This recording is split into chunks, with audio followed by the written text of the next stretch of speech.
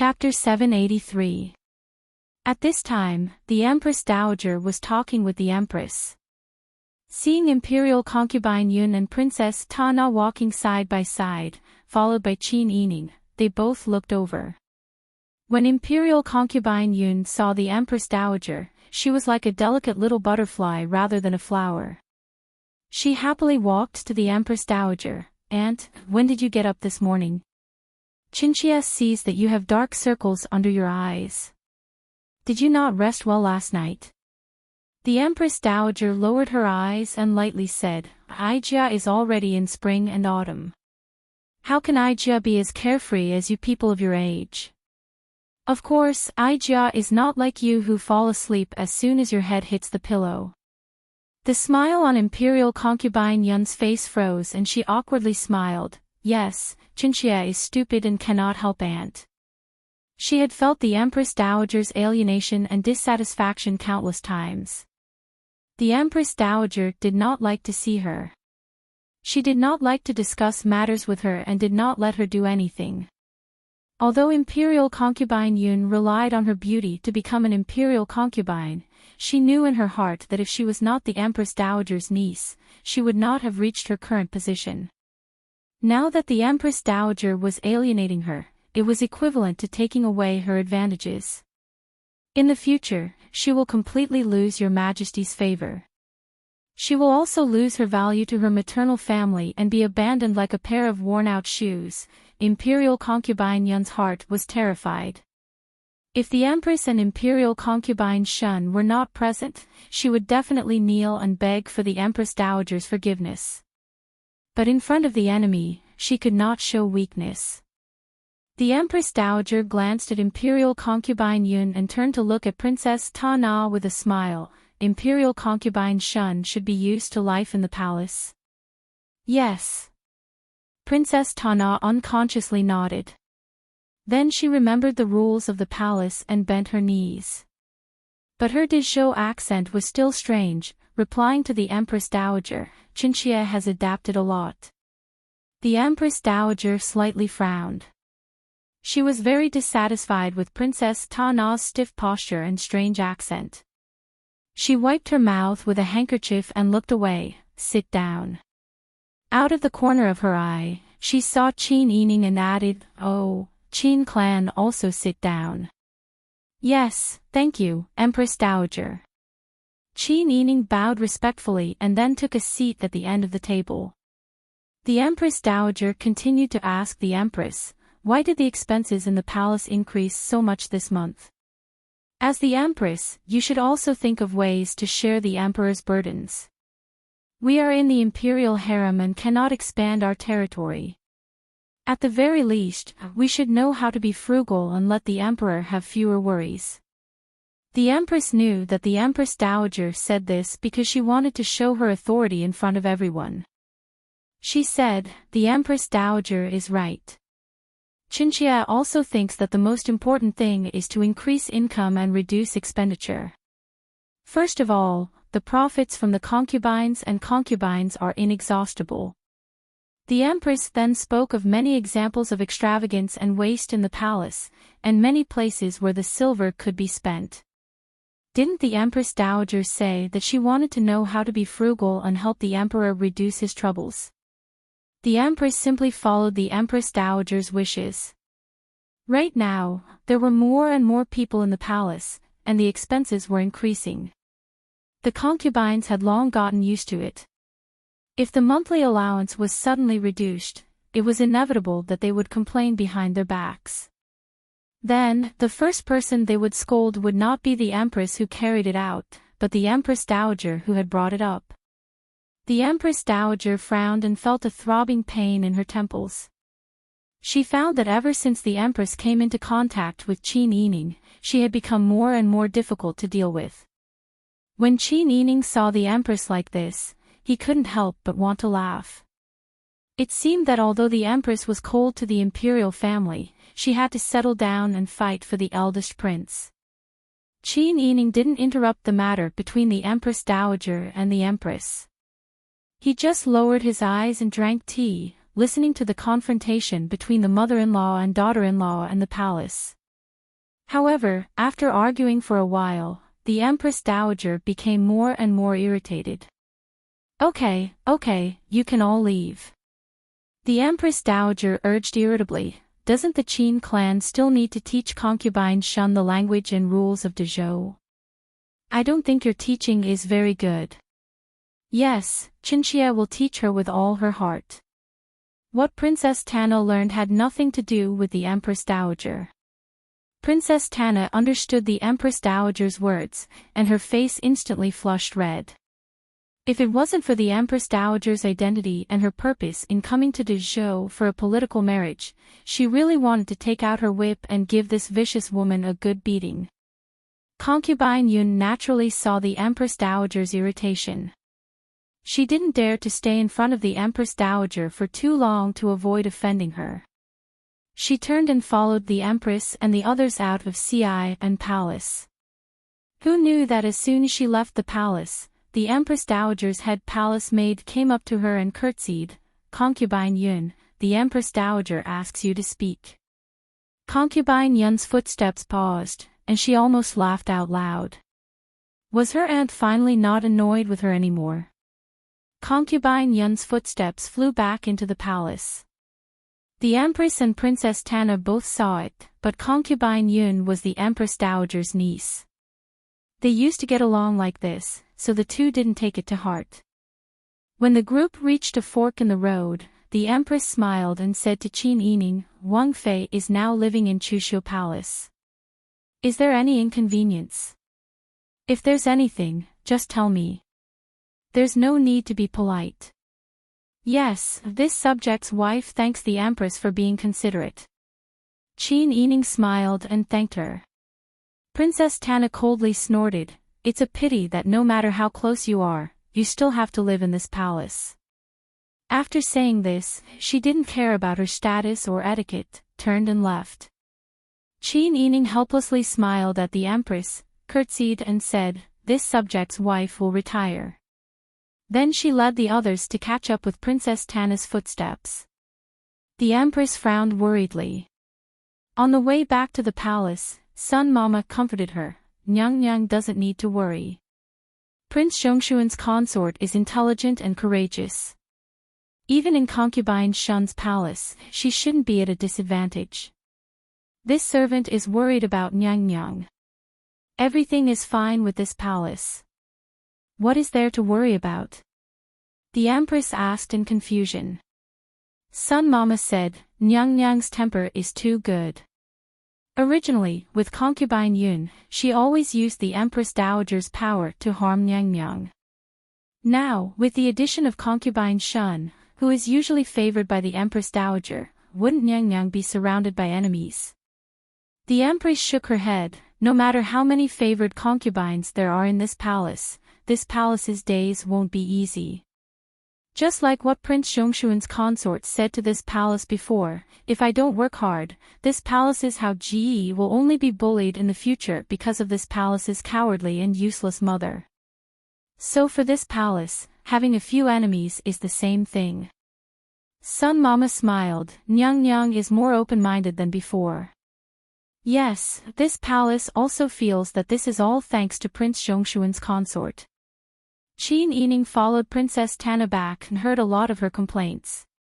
However, she was different from Princess Tana and the Empress. She was very concerned about the matter of concubine Yun being deliberately left behind by the Empress Dowager. Qin Yining's sense of crisis was very strong. Once in the mountains, she relied on a sense of crisis similar to that of a beast to avoid many dangers. This time was the same. She always felt that something would happen when she entered the palace this time. This night, Li Qitian turned over Princess Tana's card. Qin Yining was able to have a good night's sleep. Chapter 784.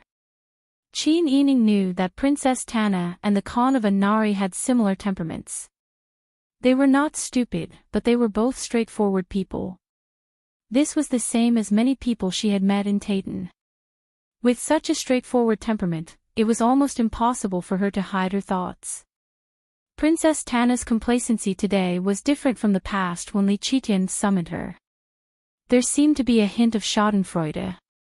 Qin Yining couldn't help but be alert. She pretended not to understand Princess Tana's provocation. She only smiled and listened, but didn't take the bait. Even Bing Tang and Ji Yun noticed Qin Yining's abnormality. After lunch, Princess Tana took a nap in the bedroom. Qin Yining also had some free time. She talked to Bing Tang and Ji Yun in the side chamber. Today, Wang Fei seems to be particularly cautious. Ji Yun asked in a low voice, "Did something happen?" Qin Yining leaned against the warm couch by the window with a soft ink cushion in her arms. She said tiredly, "It's nothing. I just feel that Consort Shun looks different today. It's like she's proud of something she's done. So I'm more cautious. After all, some words can be said once. If you say it many times, not only will it be useless, but it will also be easy for people to use it against you." Ji Yun nodded and said, "Wang Fei is right." Bing Tang also said, "These days, I've been paying attention to Wang Fei's diet. Although there is an imperial kitchen in the palace, the favored concubines have their own small kitchens. I see that Consort Shun often asks the small kitchens to make some Taiden snacks for her. When Wang Fei is with Consort Shun, you have to pay attention to what you eat." Qin Yining pondered for a moment and said, "It's not a wise move to poison me. To put it bluntly, if I'm poisoned to death, whether it's my father or Wang Yi, they will find a coroner to investigate. If something is found, Consort Shun won't be able to gain anything. Baw baw baw. Come out quickly. How can the princess consort say anything? Aren't you afraid of breaking the taboo?" Bing Tang was so anxious that he almost Qin Yining a few times. Qin Yining looked at her and laughed. "All right, I was just making an example. I'm not stupid enough to let others poison me." Ji Yun's expression was also not very good. "Princess consort, aren't you being too open-minded?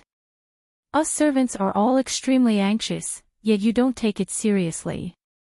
Let this servant give you a reminder, don't take it to heart. Wang Fei, you are very intelligent.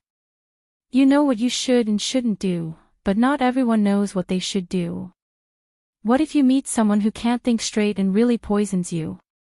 There are still many fools in this world, and there are more impulsive people than rational people.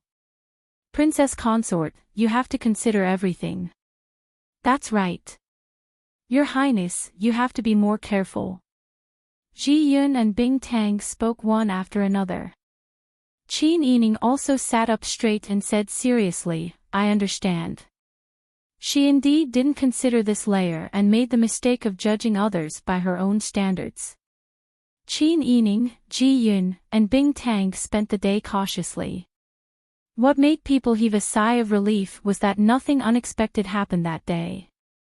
That night, Li Qitian flipped Princess Tana's card again. Qin Yining took the opportunity to sleep well. In the dead of night, Li Qitian was in the arms of a beauty. Just as he was about to fall asleep, a pair of smooth lotus arms wrapped around him again. The soft little hands were not shy at all as they messed around under his body. Li Qitian let out a chuckle from his throat. He turned over and pressed Princess Tana down. His fingers pinched her sensitive tip as he said, "What's wrong? Why are you so passionate today?" Princess Tana gasped a few times in surprise. She pressed Li Qitian down and turned over. Instead, she pressed down on him. After being flipped over, Li Qitian was inevitably exhausted. His big hands were still lingering on Princess Tana's creamy skin. Princess Tana's voice was hoarse and languid. She spoke very slowly in the language of Dezhou, which she was not familiar with. "At first, I hated the Khan to death when he wanted me to come for the peace marriage." "Is that so?" "That's understandable," Li Qitian said with his eyes closed. Princess Tana said again, "But now, I don't hate him at all." "Why?" Li Qitian said cooperatively. Because if you didn't choose me to come for the peace marriage, I wouldn't have met your majesty. I didn't expect it before. The person who is said to be so unbearable by the Qin clan is such a brave and heroic real man. Li Qitian suddenly opened his eyes when he heard this. His hands were still moving, and his voice was still languid. Is that so? Well, you just said, who said that who is an unbearable person? Princess Tana was stunned. She covered her mouth and took a breath of cold air. I didn't say anything. I just think that it's great to meet your majesty. Li Qitian narrowed his eyes. He leaned over and grabbed Princess Tana's shoulder. What did you hear about me before? Nothing. Princess Tana seemed to be anxious. Her sparkling eyes were misty, and her voice was trembling. Your Majesty, just now don't say that I misheard. Li Qitian sat up and grabbed the bright yellow undergarment to put on. Princess Tana, who was wrapped in the quilt, also sat up hesitantly and hugged the quilt. Her round shoulders and beautiful collarbones were exposed outside the quilt. Her healthy skin was full of youthful vitality and fragrance, making it difficult for people to move their eyes away. Li Qitian's movement of putting on his clothes paused. Princess Tana lowered her head and said, It's nothing. It's just that these days, the Qin clan has been teaching me the Dezhou language and rules in my palace. I can't speak the Dezhou language very well now. There are many meanings that I can understand, but I don't know how to speak them. The Qin clan probably thinks that I don't understand. When she was caught and sent to the Taiden, she said a lot of bad things about you in order to survive. Now, her words are full of sarcasm. She said that I was stupid, so I was matched with a stupid emperor. I also heard her say, she said, what did she say? Li Qitian asked with a smile. Princess Tana's head lowered even more. Your Majesty, if you don't blame me, I will tell you. I don't blame you. I can't wait to love you. How can I blame you? Princess Tana smiled timidly and said, she said that you shouldn't be the emperor of this world, but her husband should be the emperor instead. She also said that if her husband didn't want to be the emperor, it wouldn't be your turn now. She didn't have the courage to finish her words. Because at this time, Princess Tana was like a sensitive little leopard that had discovered the danger. She consciously closed her mouth. Li Qitian's eyes were too scary. It seemed that he could strangle her at any time. Princess Tana calmed down a little at this time. Her determination to avenge the Khan of Anari couldn't help but be temporarily put down under Li Qitian's poisonous and cold gaze. She always thought that she was a bird that could fly freely. But in front of Li Qitian, she found that she might not even have the courage to flap her wings. Li Qitian was silent. Even if he didn't speak, his strong aura made Princess Tana couldn't help but shrink back. If it was a normal day, Li Qitian might not believe Princess Tana's words. But today at the court meeting, someone had just impeached Pang Xiao. At that time, he ordered Pang Xiao to eliminate the Yuqi Yen. Although it was a secret edict. But this matter was also discussed with a few trusted ministers in the small court meeting. Now that so much time had passed, and Pang Xiao held the military power of the old capital in his hands. Could it be that 100,000 troops couldn't eliminate a Yuqi Yen? Ji Ziyu resisted the Taiden invasion here for only a few months. Pang Xiao didn't respond for a long time. Li Qitian was already worried about this matter. Today, there were ministers who thought the same as him. Now he heard Princess Tana's words. It was hard for Li Qitian not to think too much. No matter how powerful, intelligent, and capable Qin Yining was, she was still a woman. Where did a woman get the courage to say such words? If she hadn't been influenced by him on a daily basis, would she have blurted out such words? Li Qitian looked at Princess Tana again. This woman just changed the way she complained in front of him, and she was scared to this extent. Coupled with his observation of her these days, this kind of lie wasn't something she could make up. It wasn't that Tana didn't know how to make up a lie to murder Qin Yining. It was just that Tana didn't have the brains to make the lie happen on the point that he cared about the most. What Tana said today was most likely taught by someone. Li Qitian actually went through the palace coup that day. Although he still believed in Tian Jizi's judgment, he was more or less touched by the support of Pang Shao and the Qin family. But that touched heart was not as important as his throne. Sometimes Li Qitian thought back to the past, thinking of the years when they fought on the battlefield together, and thinking of Pang Xiao's character.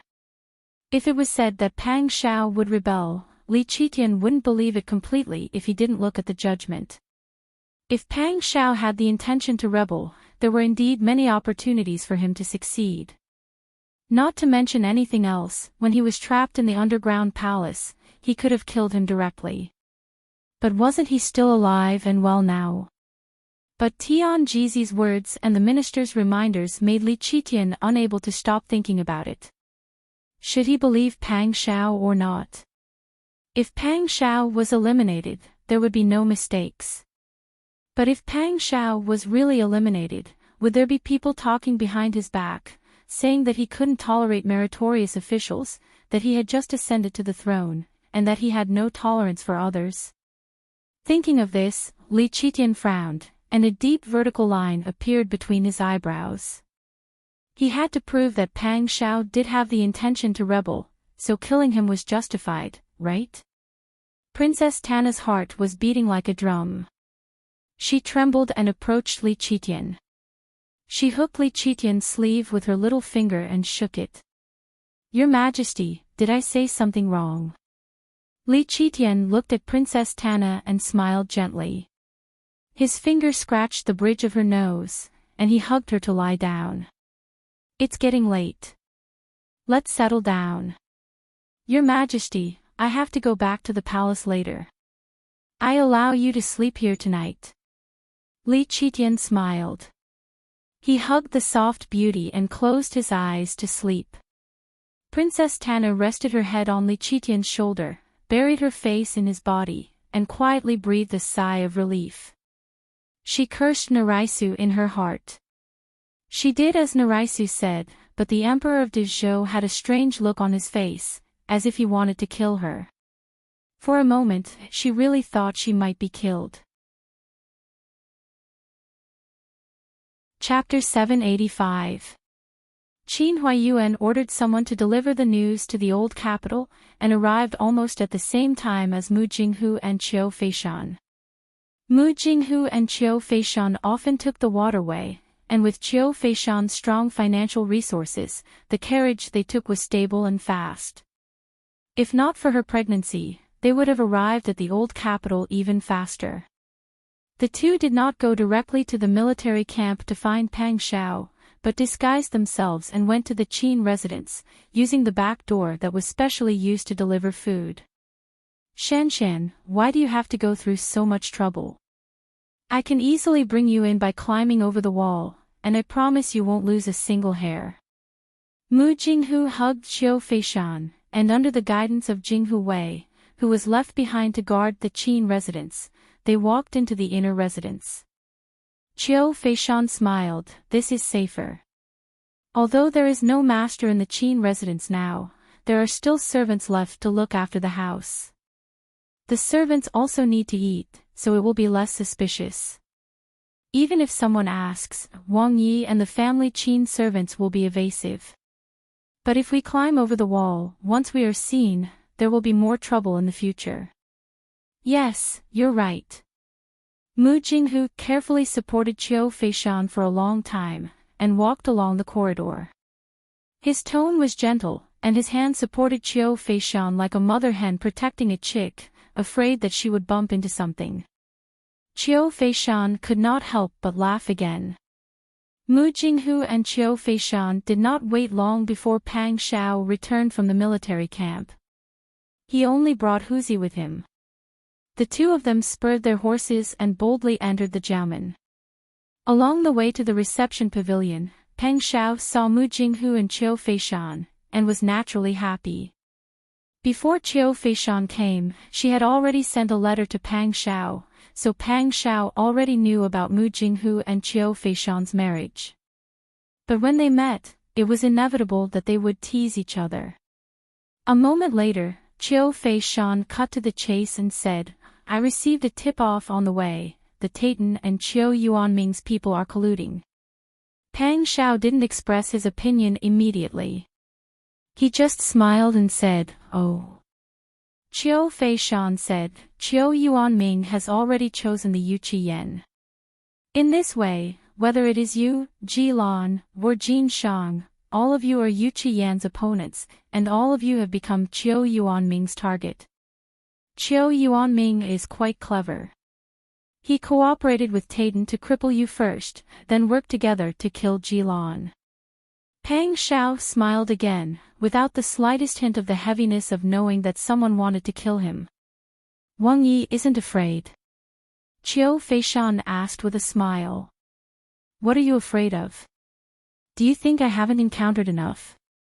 On the battlefield, if I were to retreat out of fear even once, the enemy's saber would have already chopped off my head. It's common for people to want my life." With a slight pause, Peng Xiao's expression was slightly cold. "I just didn't expect that this time it would be like this." Qiu Yuanming thought very well, and some people's designs are also very good. Qiu Feishan and Mu Jinghu were clear about the "some people" that Peng Xiao mentioned. Peng Xiao took out the letter that Qin Huaiyuan sent from his sleeve and handed it directly to Mu Jinghu with a heavy expression. Mu Jinghu unfolded the letter and read it together with Qiu Feishan. "What does this Taitan princess want to do? Could it be that she wants to avenge Anari Khan?" Qiu Feishan shook her head thoughtfully. "In my opinion, it won't be that simple. Jin Shang is not a person who will let a woman spoil her just because she is happy." Rather than saying that Jin Shang agreed to Princess Titana's request, it's better to say that he has this idea himself. Peng Xiao's voice was heavy. "You are right." Mu Jinghu scratched his head. He was really not good at thinking about people's minds. Peng Xiao lowered his eyes and still had a smile on his face, but his eyes were cold. His slender fingers clenched into a fist, and his knuckles turned white, but he could only grasp a handful of air. He was not as calm as Li Qitian. Li Qitian was not the kind of person who would let a woman spoil her just because she was happy, but he was. No matter what it was, as long as it went against Qin Yining's wishes, as long as it threatened the safety of Qin Yining, he would definitely consider Qin Yining's feelings as his first consideration. He could be calm in front of two armies. Even when he encountered the enemy's troops that were 10 times his own, he was not afraid. But just a short letter, a piece of news from afar, had already stirred his heart into a mess, and his fingertips were cold. Peng Xiao knew that he was afraid. He even wished that he could immediately rush back to the capital and rescue Qin Yining from the public, so that no one would have a chance to hurt her. But he could not leave. Not to mention that if he left, even if he left without permission, even if he handed over the general's military power to someone else, even if he brought Jinghu Wei back, what could he do? Since he was alone, he could only let Li Qitian take advantage of this to punish him. At that time, wouldn't he be even less able to protect Sister Yi? Peng Xiao's eyes were dark, and the smile on his face was still there, but when he lowered his eyes, he revealed anxiety and weakness, which made Mu Jinghu and Qiu Feishan feel sympathy. "Little fox, don't worry, your wife is like you, very smart. She will be fine in the palace. If someone wants to scheme against her, they should consider their own strength first. Even my Shibwa said that she can calculate everything in the world, but the Qin clan is a variable. She can't calculate her matters. You see, even my Shibwa said so. Doesn't that mean that your wife is powerful?" Peng Xiao smiled, and when he spoke, his voice was slightly hoarse. "I know, but no matter how powerful she is still a weak woman. In a place like the palace, if it is a fight between women, I believe that she will not be at a disadvantage, but if someone forcibly intervenes, you also know that my father-in-law is very smart. He has experienced ups and downs in the officialdom for half his life, and is the most stable person. If he didn't feel that something was wrong, he wouldn't risk being discovered and hurriedly send a letter. Qiu Feishan lowered her eyes and bit her lower lip. After a moment, she said, Wang Yi, it is useless to only worry. You should think about how to deal with it. Yes. Pang Xiao leaned back in his chair, and for the first time, he bent his back like a flag. His sitting posture was very casual, but there was also a hint of tiredness. He rested the back of his head on the top of the chair, his skull was propped up, and looked at Qing Qin in a daze. Mu Jinghu and Qiu Feishan didn't speak for the time being, leaving space for Pang Xiao to think. After a moment, Pang Xiao still maintained that sitting posture, and squeezed out a voice from his throat, he wants to kill her. Mu Jinghu opened his eyes wide, and stared blankly at Pang Xiao. Qiu Feishan lowered her long eyelashes, and didn't speak. Obviously, she had already thought of it. It was only because she was sure that Pang Xiao could figure it out himself that she didn't speak before. Pang Xiao narrowed his eyes, kill her, and test my movements.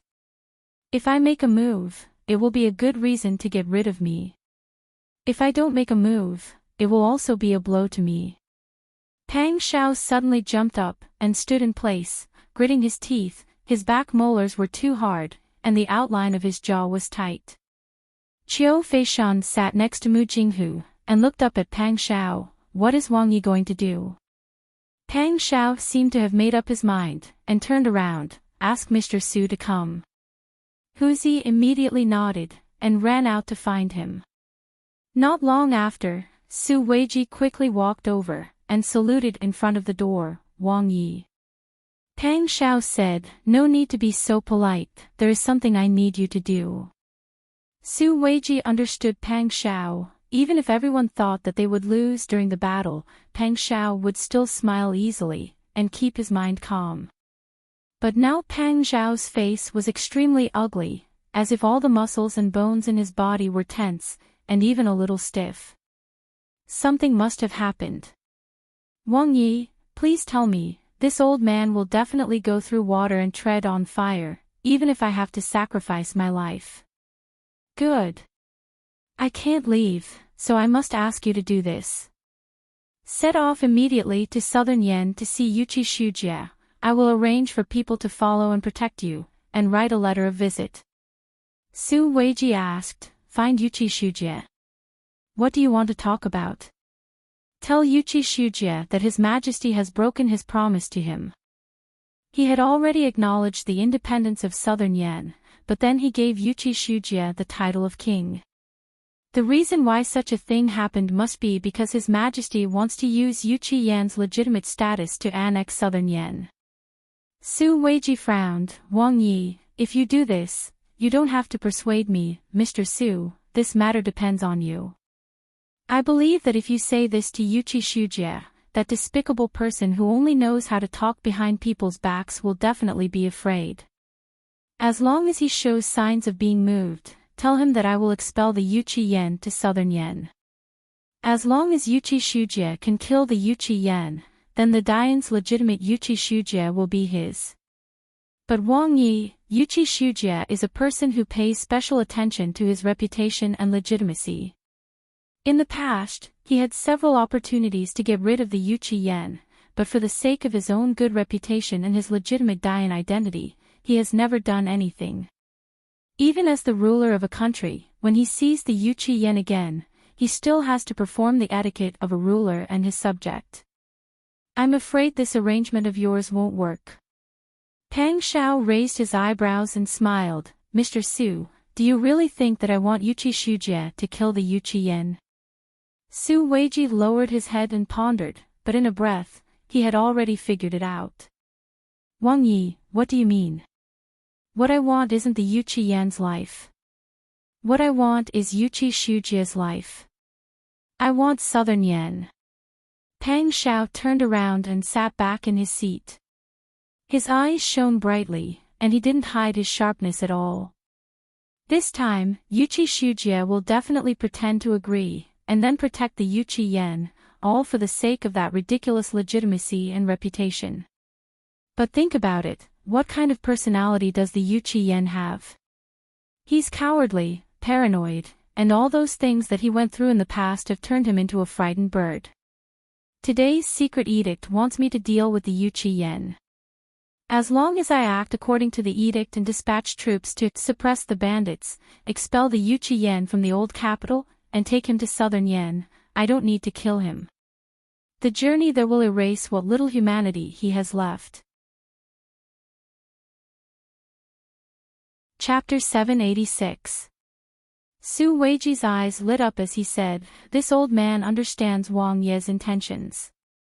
This time, the one who will die will not be the Yuchi Yen, but Yuchi Shujia." That's right. Yuchi Shujia will definitely help the Yuchi Yen. As long as the Yuchi Yen and Gu Shixiang know that you contacted Yuchi Shujia in private, they will definitely act like petty people and strike first to gain the upper hand. They will definitely not accept Yuchi Shujia's kindness. Think about it. When the time comes, what will the Yuchi Yen become in the eyes of the people of Southern Yen? Ungrateful, betraying the old country, becoming the ruler of a fallen country, surrendering to Dezhou, and even assisting Dezhou in killing Yuchi Shujia. Killing Yuchi Shujia is one thing, but if he is willing to become the emperor himself, it can be considered as usurping the throne. But Wang Yi will not allow him to sit on that throne, Su Weiji said with bright eyes. Pang Shao nodded with a smile. Yes, I will drive him out immediately after he makes his move.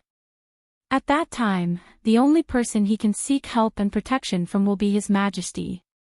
At that time, all the people of Southern Yen will think that he has completely surrendered to His Majesty, which is why he killed Yuchi Shujia for His Majesty. Wonderful, wonderful. In this way, Wang Yi can completely integrate the old capital with the leaderless Southern Yen. Su Weiji clapped his hands.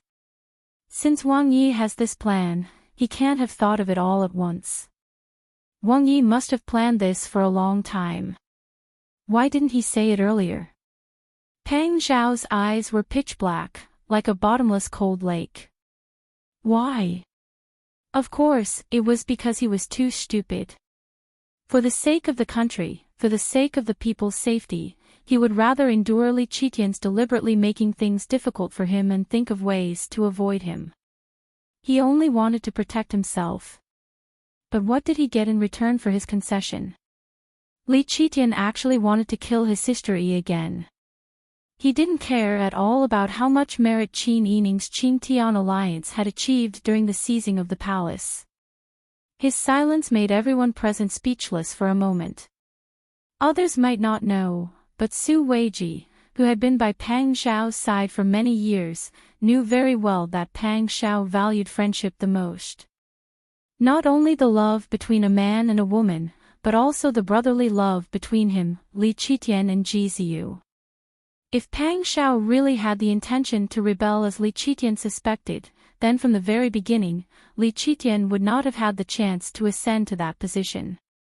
This was because Pang Zhao, who held military power and was the Tiger Army's trusted and worshipped commander-in-chief, had countless ways to seize power for himself. Moreover, he had done so legitimately. But he did it for the sake of the common people, and also to maintain the friendship between brothers. That was why he had done whatever Li Qitian told him to do and had been the scapegoat for so long. Thinking of this, Su Weiji almost burst into tears. Pang Zhao, however, was thinking about his own plan. Mr. Su, can you see if there are any flaws in my plan? To be honest, I need to have enough bargaining chips in my hands to make His Majesty not dare to make a move. Otherwise, Sister Yi's life will not be guaranteed. Su Weiji thought for a moment, then asked, Wang Yi, what happened in the capital? Without waiting for Pang Xiao to answer, Su Weiji said, but Wang Yi was able to make arrangements early, so it can be considered not too late. Qiu Feishan saw this and said, actually, the matter is still very urgent. Your Majesty invited Princess Yi into the palace, and Qiu Feishan told Su Weiji the news she received and the message from Qin Huayuan. The more Su Weiji heard, the uglier his face became, and his fingers trembled. This situation is not good. Su Weiji glanced at Pang Xiao. Seeing that Pang Xiao's face was still calm, he said, Your Majesty made it clear that he wants to test Wang Yi. Your Majesty knows that Wang Yi is the person who can defy 33 imperial edicts for Princess Yi. Moreover, Your Majesty may not be unaware of the fact that Wang Yi led troops to Jianchuan City. If Your Majesty makes a move on Princess Yi, it's fine if Wang Yi doesn't do anything. But if he does, then the hat of rebellion can't be taken off. Duke Dinghua is now idle. His Majesty will definitely send Duke Dinghua to cause trouble. Exactly. So I can't sit still and wait for death.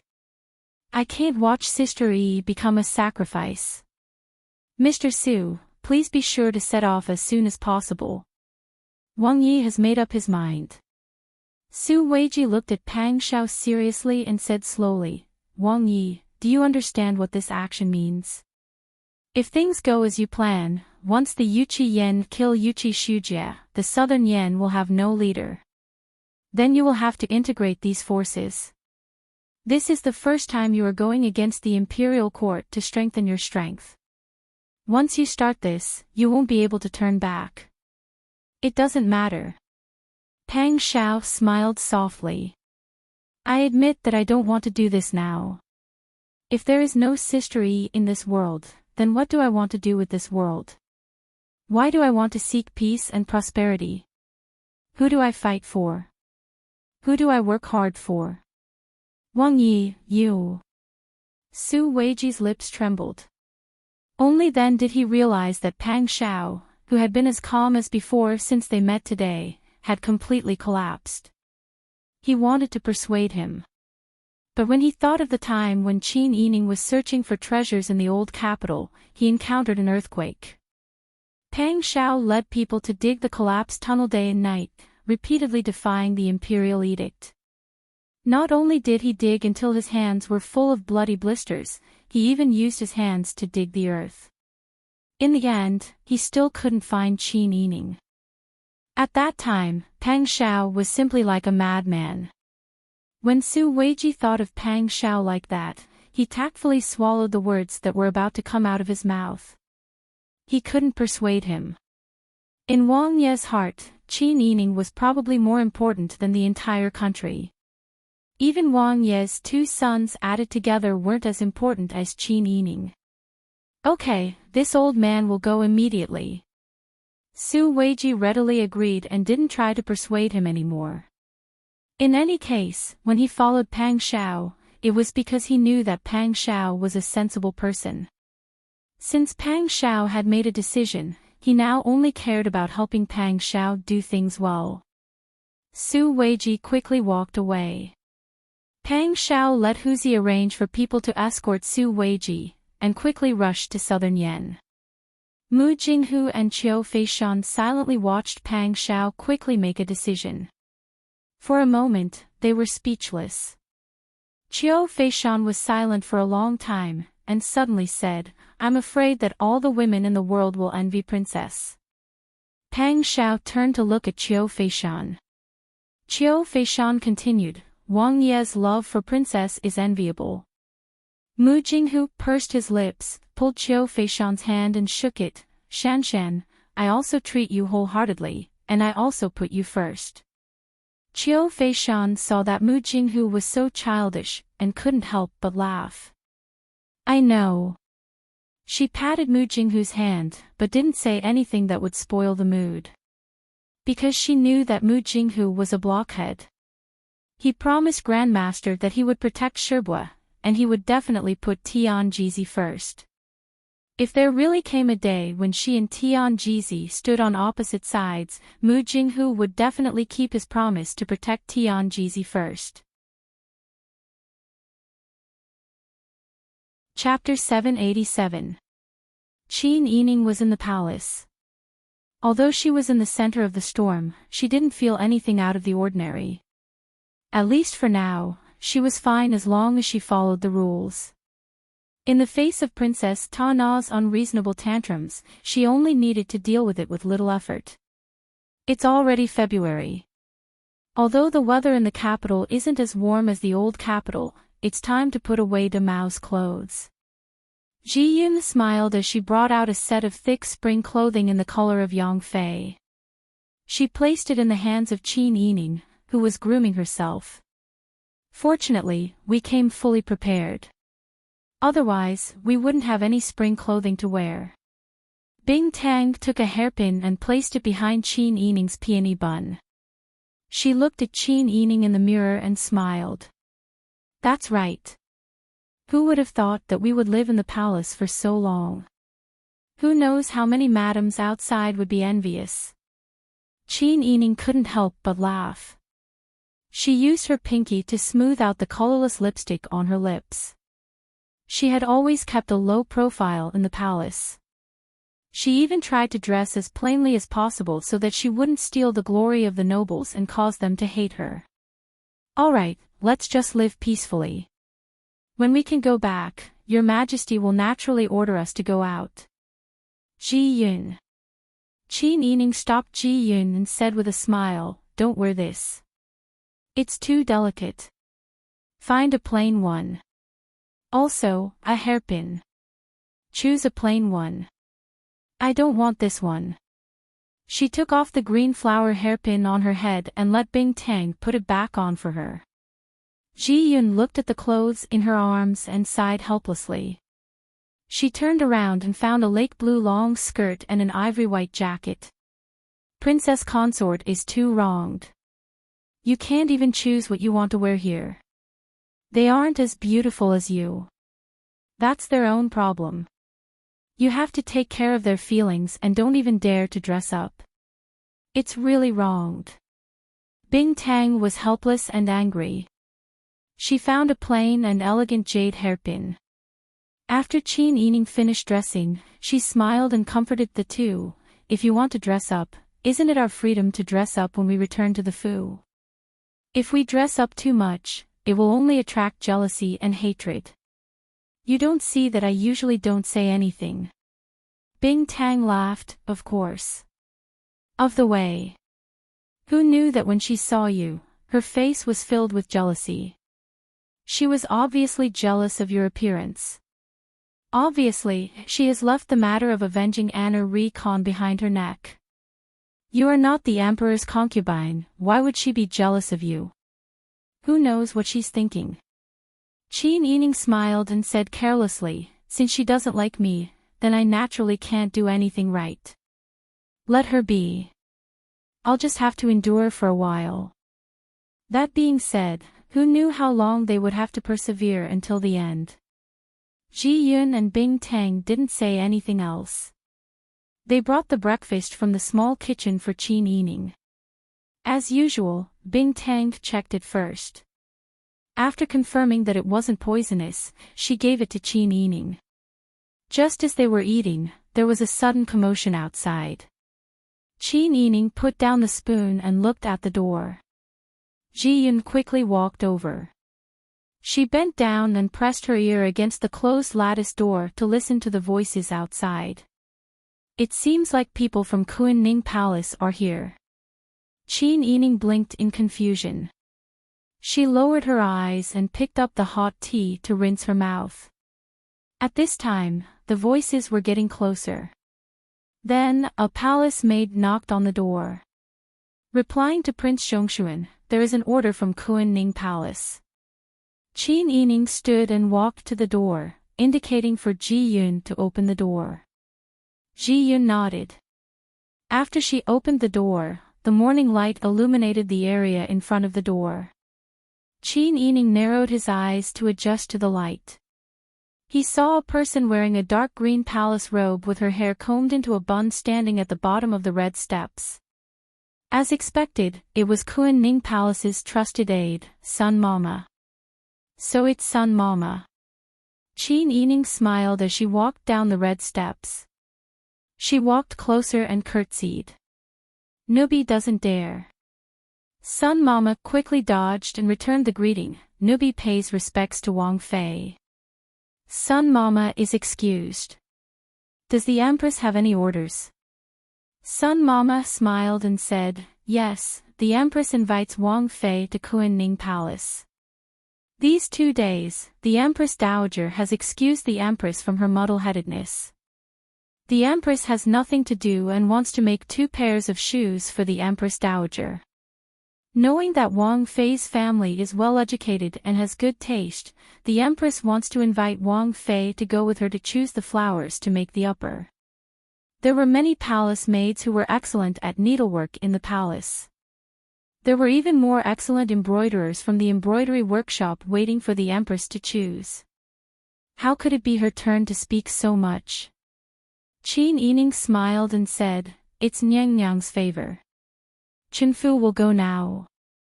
Sun Mama smiled and nodded. She turned to the side and made a gesture of invitation. Qin Yining also curtsied and called for Bing Tang and Ji Yun to follow. However, they had only taken 2 steps when a mocking laugh came from the main hall. Princess Tana stood in front of the hall door with her arms crossed. She played with the curly hair hanging by her ear with one hand and sneered, the Empress is very kind. When she has nothing to do, she goes to care about a woman with an official title. Would Ben Gong's Chuxiu Palace mistreat the Qin clan? Shun Fei Nyang Nyang, how could you mistreat a woman with an official title? Isn't this the perfect time to be excused from the Empress Dowager's muddle-headedness? The Empress wants to be filial when she has nothing to do. Sun Mama smiled and curtsied to Princess Tana, the Empress is the mother of the country. It is her duty to care for the 6 palaces. Prince Zhongshuan Fei is also a woman with an official title. If it wasn't for your Majesty taking pity on Shun Fei Nyang Nyang and ordering Prince Zhongshuan Fei to accompany her, she wouldn't have been kept in the palace for so long. The Empress showing concern for Wang Fei is also helping Shun Fei Nyang Nyang. Don't you think so? Princess Tana's face instantly turned red. This old mama was implying that it was because she was too stupid and couldn't learn etiquette and de Zhou's language. That was why Qin Yining stayed in the palace for so long to continue teaching her. However, everyone in the palace knew that she was just looking for an excuse in front of Your Majesty. Your Majesty allowed her to stay because he doted on her. Now, he stayed to help her vent her anger. He didn't even care about the Empress Dowager, but the Empress always intervened. It was really annoying. Princess Tana's de Zhou language wasn't very fluent. She had to organize her words before cursing. She wanted to use Taidan language to curse, but these people couldn't understand, so it was useless. While she was struggling, Sun Mama had already curtsied to her politely and left with Qin Yining. Princess Tana could only stomp her feet in anger. Leaving Chuxiu Palace, Qin Yining gave a sigh of relief. She chatted with Sun Mama all the way to Kuan Ning Palace. The Empress had been waiting for Qin Yining for a long time. Seeing her come, she smiled and said, "You're here. Come and help me look at these patterns. I can't tell which one to choose." "Yes." Qin Yining curtsied. She turned around and ordered Ji Yun and Bing Tang not to follow. She followed the Empress to the side hall alone. The spring chill was chilly, but the Kong by the window in the side hall was still warm. The Empress sat down and raised her hand with the agate ring to point at the other side of the Kong. "You should also sit down. The ground is very cold." "Many thanks to the Empress." Qin Yining generously gave her thanks and sat down across from the Empress.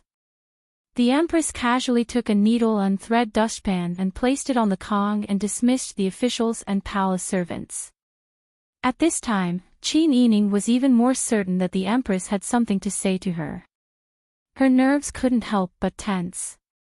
She worriedly paid attention to the movements outside the hall. The Empress said in a low voice, "Ben Gong shouldn't have asked you to come. But after thinking about it, I feel that this is not a small matter. You are in the palace and can't hear outside news. I should let you know. That day, you saved Hao Jita from Yunfei's hands and sincerely protected Ben Gong. If Ben Gong knew this and didn't tell you, I would feel guilty." Qin Yining's heartbeat suddenly sped up. Her clear almond eyes looked at the Empress. Her gaze was clean and harmless. The Empress couldn't help but feel sorrowful. She couldn't help but sigh. In the end, this is a matter between men. What does it have to do with us women? Let me tell you, it doesn't matter if you only know it in your heart. This consort heard that His Majesty issued a decree a few days ago to send Lord Qin to the Sky region to reward the army. Reward the army? Although her father was the Minister of Rights and had been valued by Li Qitian, the current situation was very complicated. Qin Yining didn't believe that Li Qitian would trust Qin Huaiyuan to the extent of sending him to reward the army. Besides, Ji Ziyu's contribution to the defeat of the Taitan in the north couldn't go unnoticed. Even if the army was to be rewarded, it should be Ji Ziyu. How could it be the turn of an unrelated person? Empress, was it only my father who went this time, or did Duke Dingguo also go with him? As far as Ben Gong knows, it was only your father alone. Duke Dingguo is still in the capital. Then what was the exact date of the incident? I didn't get any news at all. The Empress shook her head. It wasn't good to say more, so she only said, "It seems that they set off the day before yesterday." Qin Yining nodded thoughtfully. Holding the embroidery pattern in her hand, she looked a little dazed. The Empress sighed and said, "It's fine if you know. Ben Gong saw that you were restrained in the palace and had to endure the difficulties of that Taitan woman every day. You didn't know about this big matter, so I wanted to tell you. These men's matters are all about fighting and killing, but what does it have to do with us women? I can't bear to see someone implicate you like this, but there's nothing I can do. Your Majesty didn't let you know about this matter. In fact, I didn't know whether I should tell you or not, but..." The Empress' voice trailed off towards the end, and her voice was full of hesitation. She knew that there was discord between Pang Xiao and Li Qitian.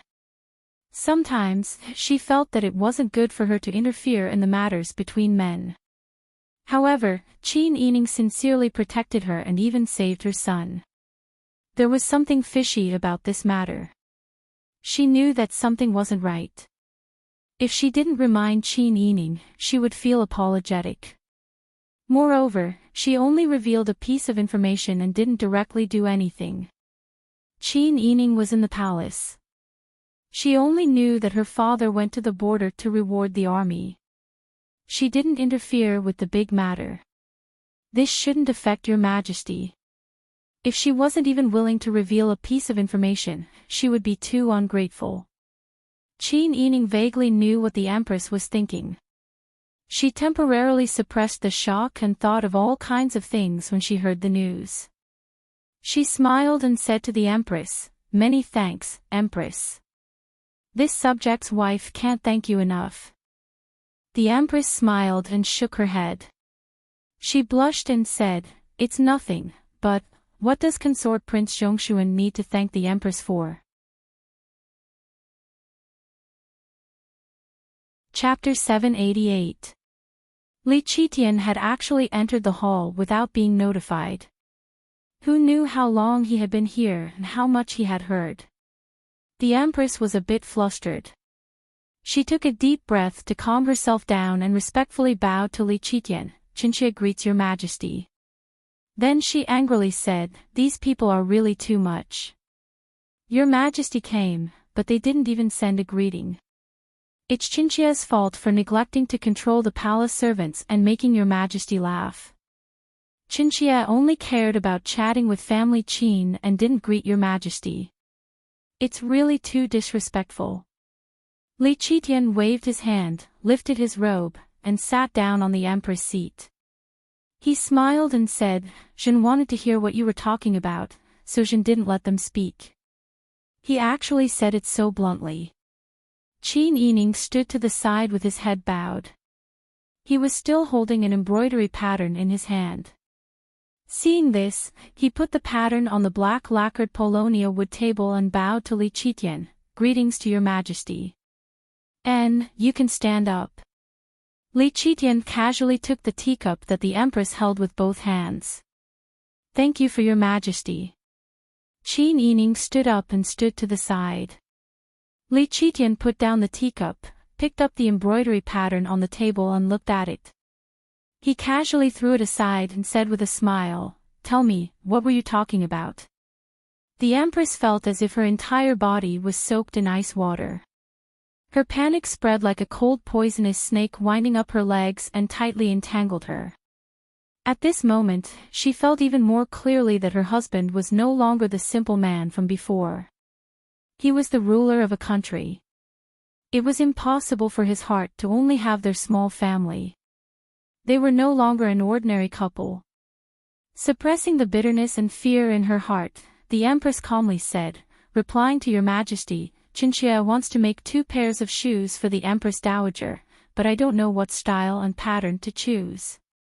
Sister Qin's family has an old lord, and she is smart and quick-witted.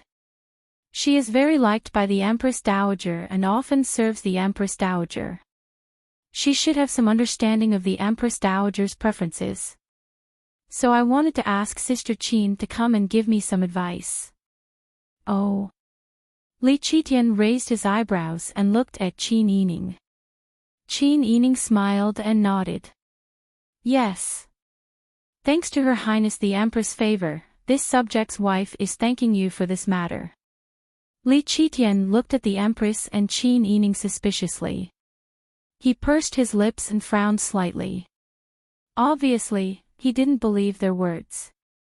However, even if he didn't believe it, he didn't have any concrete evidence. She couldn't do anything to the empress in front of an extramarital woman. Forget it. I still have to go back and approve the reports. Li Qitian stood up and casually glanced at Qin Yining. Teach Consort Shun well. When Consort Shun has learned enough, Zhen will permit you to return to the prince's mansion. Qin Yining smiled and replied, Yes, this subject obeys. Li Qitian glanced at the empress again and then quickly left with the palace servants. The empress and Qin Yining hurried to the palace gates to see them off. Seeing Li Qitian and the others leave, the empress let out a sigh of relief. It seemed that Li Qitian hadn't discovered anything and that it was just a coincidence. Qin Yining's heart sank even more. Li Qitian had come, but he hadn't revealed that Qin Huayuan had gone to the border to reward the army. What was so shameful about rewarding the army? Even if it wasn't appropriate for Qin Huayuan to reward the army, it was the Son of Heaven's order, so it was perfectly justifiable for him to go. Moreover, it was your majesty's decree, which was even more glorious and gracious. Li Qitian had given the favor, so there was no reason for him to not mention it in front of her. It was as if nothing had happened. She lived in the imperial palace and had already cut off contact with the prince's mansion. She was still being kept in the dark about this matter. What was Li Qitian afraid of? Why didn't he want her to know? Was he afraid of the Qing-Tian alliance in her hands? After all, she was different from ordinary noblewomen who didn't have the power to fight back. Qin Yining couldn't figure it out, but just like when she entered the imperial palace, she felt a chill in her heart. In front of the empress, she couldn't show her uneasiness. She smiled and said, I don't know when Consort Shun will finish learning etiquette. This subject's 2 younger sisters are about to get married. Wang Yi is in the south right now, and this subject's wife is in the imperial palace. My father is also far away. If I can't send my 2 younger sisters off and add to their dowries, I'll always feel a bit regretful. The Empress saw that Qin Yining didn't have any strange reaction after learning that Qin Huayuan had gone to reward the army, so she felt a lot more relieved. When she heard her mention this kind of family matter, she felt a bit closer and more sympathetic. How about this? Don't be impatient. This consort will find an opportunity to talk to your Majesty about it. I think your Majesty will be flexible in these matters. Then many thanks, Nyang Nyang. Qin Yining smiled and thanked her. The two quickly discussed and decided to make the flower pattern for the Empress Dowager's shoes. Qin Yining stood up and bid farewell. The Empress also had to take the initiative to pay respects to the Empress Dowager. Even if the Empress Dowager forgave the Empress from fainting, the Empress couldn't not take the initiative to pay respects. Even if she was stopped outside Ci and Palace, it was better than being the subject of gossip. Qin Yining returned to the side hall of Chuxiu Palace where she was temporarily staying. She let Ji Yun and Bing Tang go and do her own things.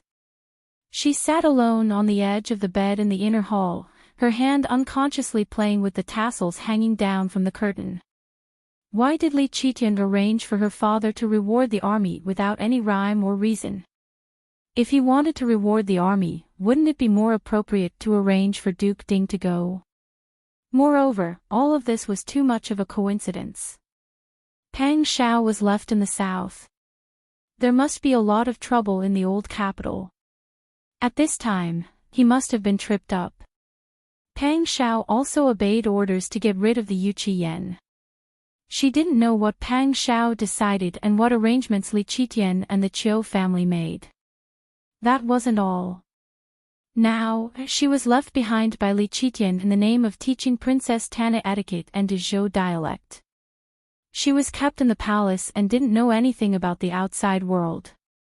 She also had to pay attention to any movements in the palace. She couldn't do anything else. In the prince's mansion, only Qin Huayuan was left to guard the two families. But Qin Huayuan was ordered to reward the army. If it was a big prince's mansion, the remaining people were all uncertain. And the 3 people in their family who could make decisions were separated. They were in different places and were fighting for themselves. It was hard for Qin Yining not to think that this was deliberately done by Li Qitian. He separated them, detained her in the palace, and sent Qin Huayuan and Pang Shao to the north and south respectively. What was his purpose? Qin Yining's fingers twirled the tassel. Her mind was spinning 1,000 times, but she couldn't figure it out. She never thought that she was smart enough to make decisions for certain things. The things she encountered in the past were forced to the present. She could only choose the most appropriate way to do things. Fortunately, she was lucky. She walked through a mountain of swords and a sea of fire time and time again. What about this time? Qin Yining's mind was in a mess. She couldn't help but think of the 2 children who were taken to Nanyan by the Sun Clan and Madame Ma. A light suddenly flashed through Qin Yining's mind. In Li Qitian's mind, who was the enemy? It wasn't her, Qin Yining, who was a woman, or Qin Huayuan, who was weak and scholarly. It was Pang Shao, who had a high prestige in the army and was predicted by Tian Jizi to be the Ziwei Emperor's star. Therefore, Li Qitian did all this to achieve a certain goal with Pang Shao. Now, Pang Shao was in the south and was held back by the Yuchi Yen. However, he gradually gained control of the 100,000 soldiers in his hands. In this battle between the Dragon Stallion Army and the Tiger Army, although the Taitan soldiers were all under Ji Ziyu's command and believed in Ji Ziyu's ability and talent, the 100,000 Tiger Army was a hardcore force that had followed Pang Shao to the north and south in the past. Pang Shao, who had a high prestige in the army, had now gained a firm foothold in the army. For Li Qitian, who had always suspected that Pang Shao had disloyal intentions, this should be one disaster after another, right? Li Qitian probably wanted to get rid of Pang Shao. However, Li Qitian was the ruler. Dezhou had only been established for 6 years and had entered the 7th year. This country was still very young, and Li Qitian's position was not stable yet. Even if he wanted to get rid of Pang Shao, he definitely wouldn't let the world think that he was afraid of the meritorious officials. If he left behind the infamy of being afraid of the meritorious officials, how could Li Qitian rule the world and win people over with virtue in the future? Therefore, in order to get rid of Pang Shao, Li Qitian would definitely give himself a legitimate reason, just like when he ordered people to list out Pang Zhao's crimes and accused him of the 10 major crimes in the imperial court. Pang Zhao's actions were originally watertight. However, now, Pang Zhao's greatest weakness had been exposed in front of everyone.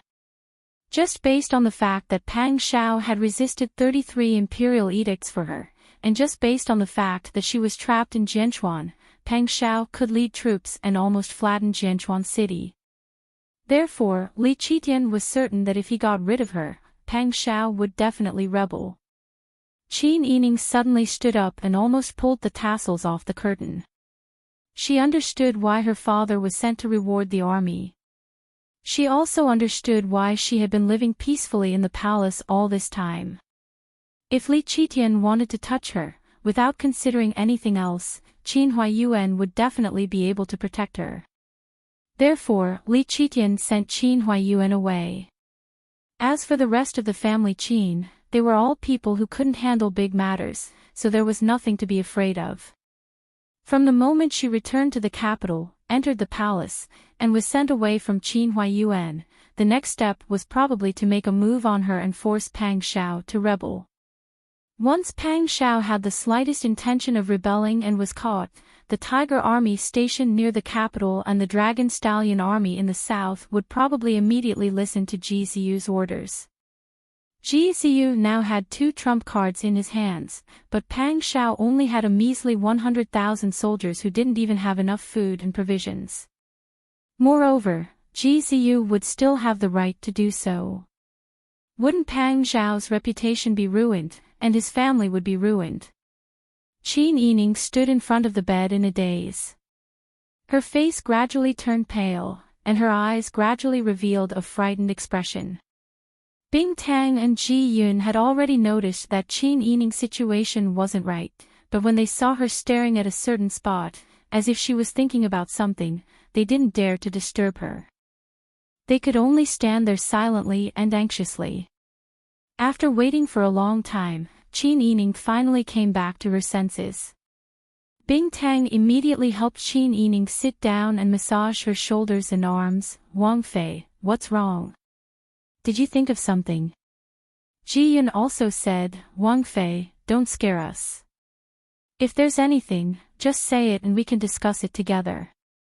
A layer of cold sweat appeared on Qin Yining's forehead and nose, and her palms were soaked with cold sweat. Chapter 789. Ji Yun and Bing Tang both sucked in a breath of cold air. Their hair was about to explode. "Wang Fei, this isn't a joke," Ji Yun said in a low voice. "Why is your Majesty doing this for no reason? There must be something fishy going on. When I entered the palace, my father's reward for the army was very abnormal. Coupled with the situation in the south. Your Majesty is most likely trying to force Wang Yi to rebel." When she said this, the 2 servant girls were so shocked that they sucked in a breath of cold air. Qin Yining continued, "Now that there are no more major issues in the country and the foreign invasion in the south can be temporarily ignored, it is the best time to get rid of Wang Yi. While the 2 armies have just defeated the Taitan and their morale is high, we can take down Wang Yi in one go. Your Majesty can rest easy from then on." Ji Yun and Bing Tang were not stupid people. When they heard Qin Yining say this, they thought carefully and understood. Because of fear, the 2 of them shivered. What should we do? Wang Fei, what do you think we should do?" "As long as you say it, this servant will definitely obey," Ji Yun said in a low voice in a panic. "How about, how about this servant think of a way to escape with you? That won't do. Qin Yining shook her head. If I disappear from the palace for no reason, your majesty will have even more reason to search the Fu. At that time, he will casually accuse us of a crime. How can the Wang Fu's family live? Then what should we do?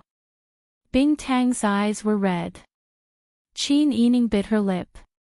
A piece of the skin on her lip was torn off by her pearly white teeth, and beads of blood seeped out of her lip.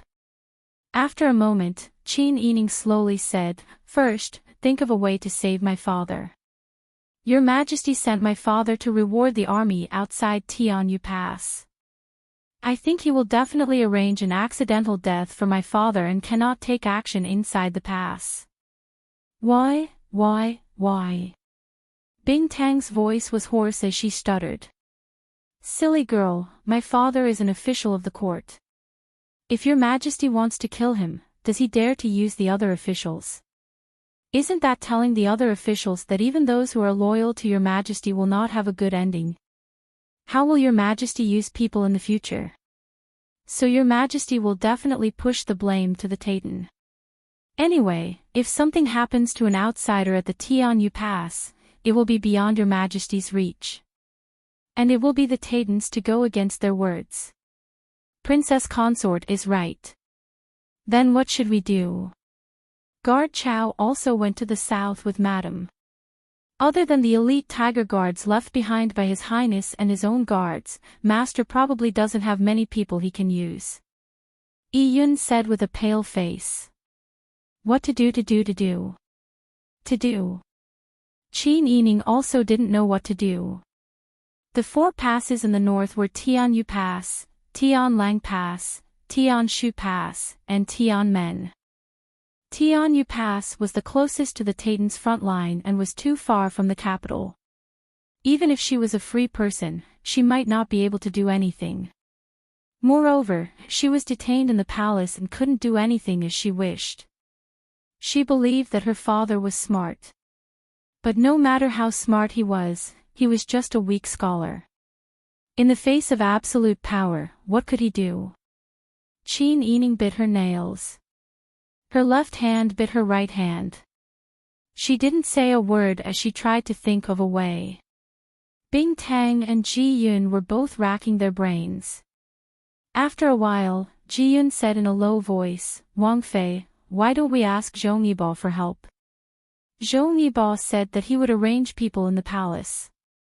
No. Qin Yining shook her head. This is a serious matter. Firstly, we can't implicate innocent people. Secondly, no one can guarantee that Zhong Yibo won't leak the news. But Zhong Yibo said earlier, "I know what you mean." Qin Yining pursed her lips and said unnaturally, "I can also vaguely guess his intentions. Why would a man treat me so well for no reason? But his intentions are directed at me, not at my father and His Highness. Perhaps he will kill His Highness as soon as he sees him. The situation is so complicated now. How can I trust him completely?" Bing Tang and Ji Yun were speechless. They couldn't help but admit that Qin Yining was right. If Lu Heng had the intention of killing Pang Xiao and then having the Wang Fei, what should they do? If they begged him, it would be a bad thing. However, this path didn't work, and Qin Huaiyuan was transferred out of the capital. What should they do? They really couldn't think of a solution. The three of them were extremely pale. Qin Yining sat in a daze. Her hands and feet were cold. During lunch, the palace servants brought in a lunch box. Qin Yining only ate 2 mouthfuls before putting down her chopsticks. She couldn't help but think of everything that had happened since she returned to the Qin manor.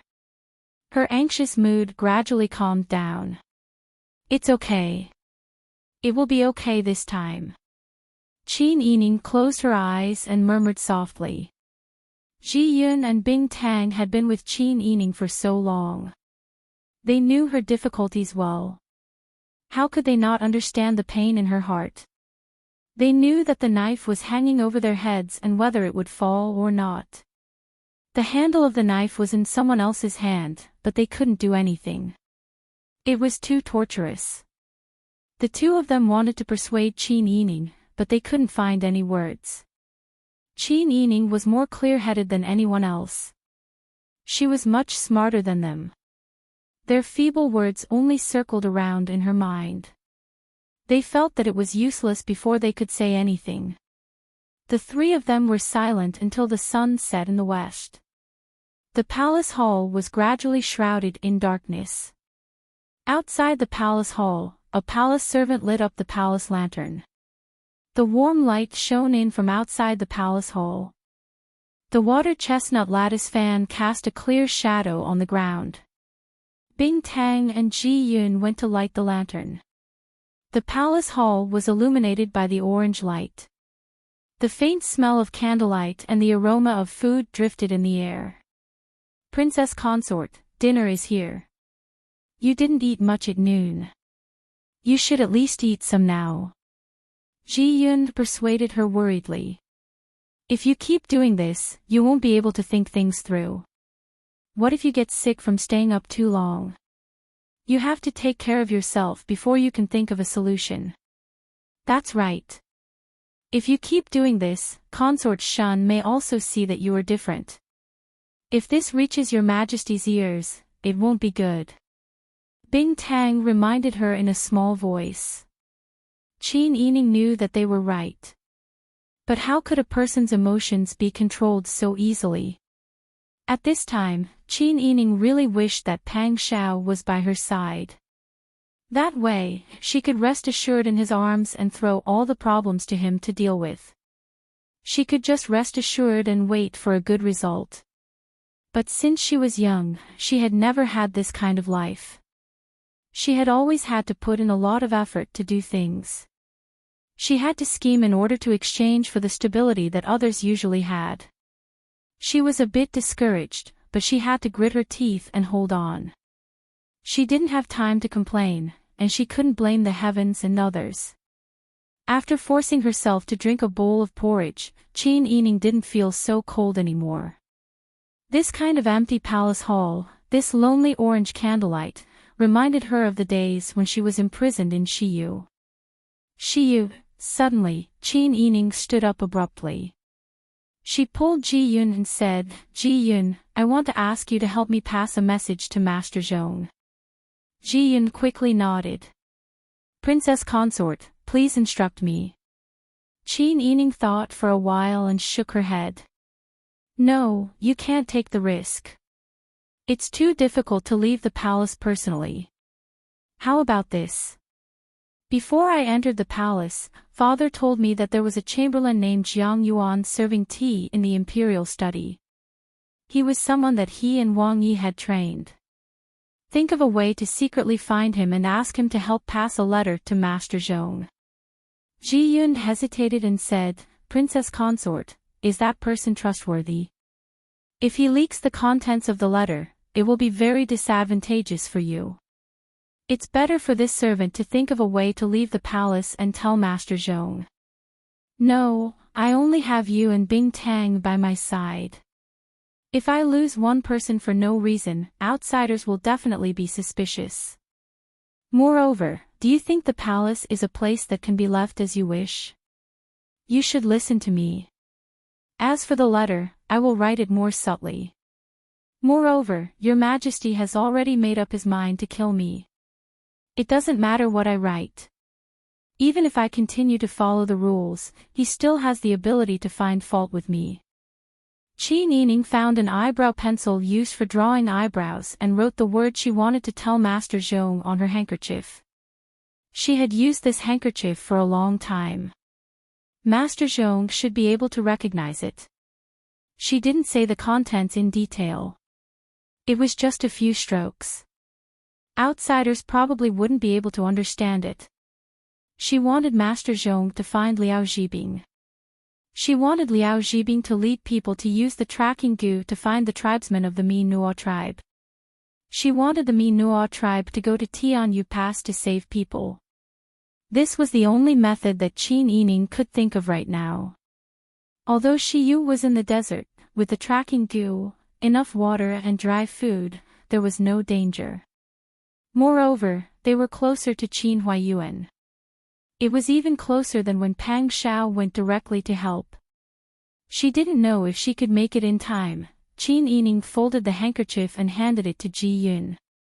Once you are discovered, immediately destroy this handkerchief. Don't take risks. Safety first. Ji Yun nodded and solemnly kept the handkerchief. Don't worry, Princess Consort. Although it's not easy to climb over the palace walls, this servant can still find someone without being seen. Don't worry. Qin Yining lightly patted Ji Yun's shoulder. Then I will say that I'm not feeling well and go to bed early. I believe Consort Shun doesn't have the time to find trouble with me. Consort Shun didn't come during the day. She might be summoned at night, so she didn't have the time. Qin Yining undressed and lay down early. Bing Tang didn't want others to notice that something was amiss, so she simply stayed by Qin Yining's side.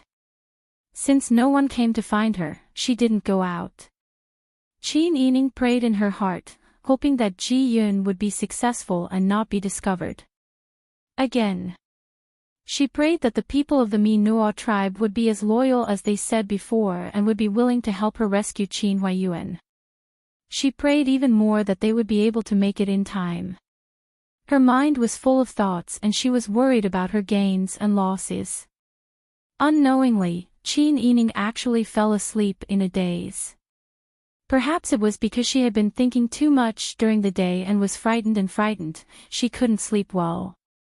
Her dreams were filled with scenes of her father being attacked by the pursuers on the way, or scenes of someone secretly poisoning her father. She was frightened and uneasy even when she was asleep. Her forehead was covered in cold sweat. Bing Tang felt heartache just looking at her. Chapter 790. Bing Tang took a handkerchief and helped Qin Yining wipe off his cold sweat.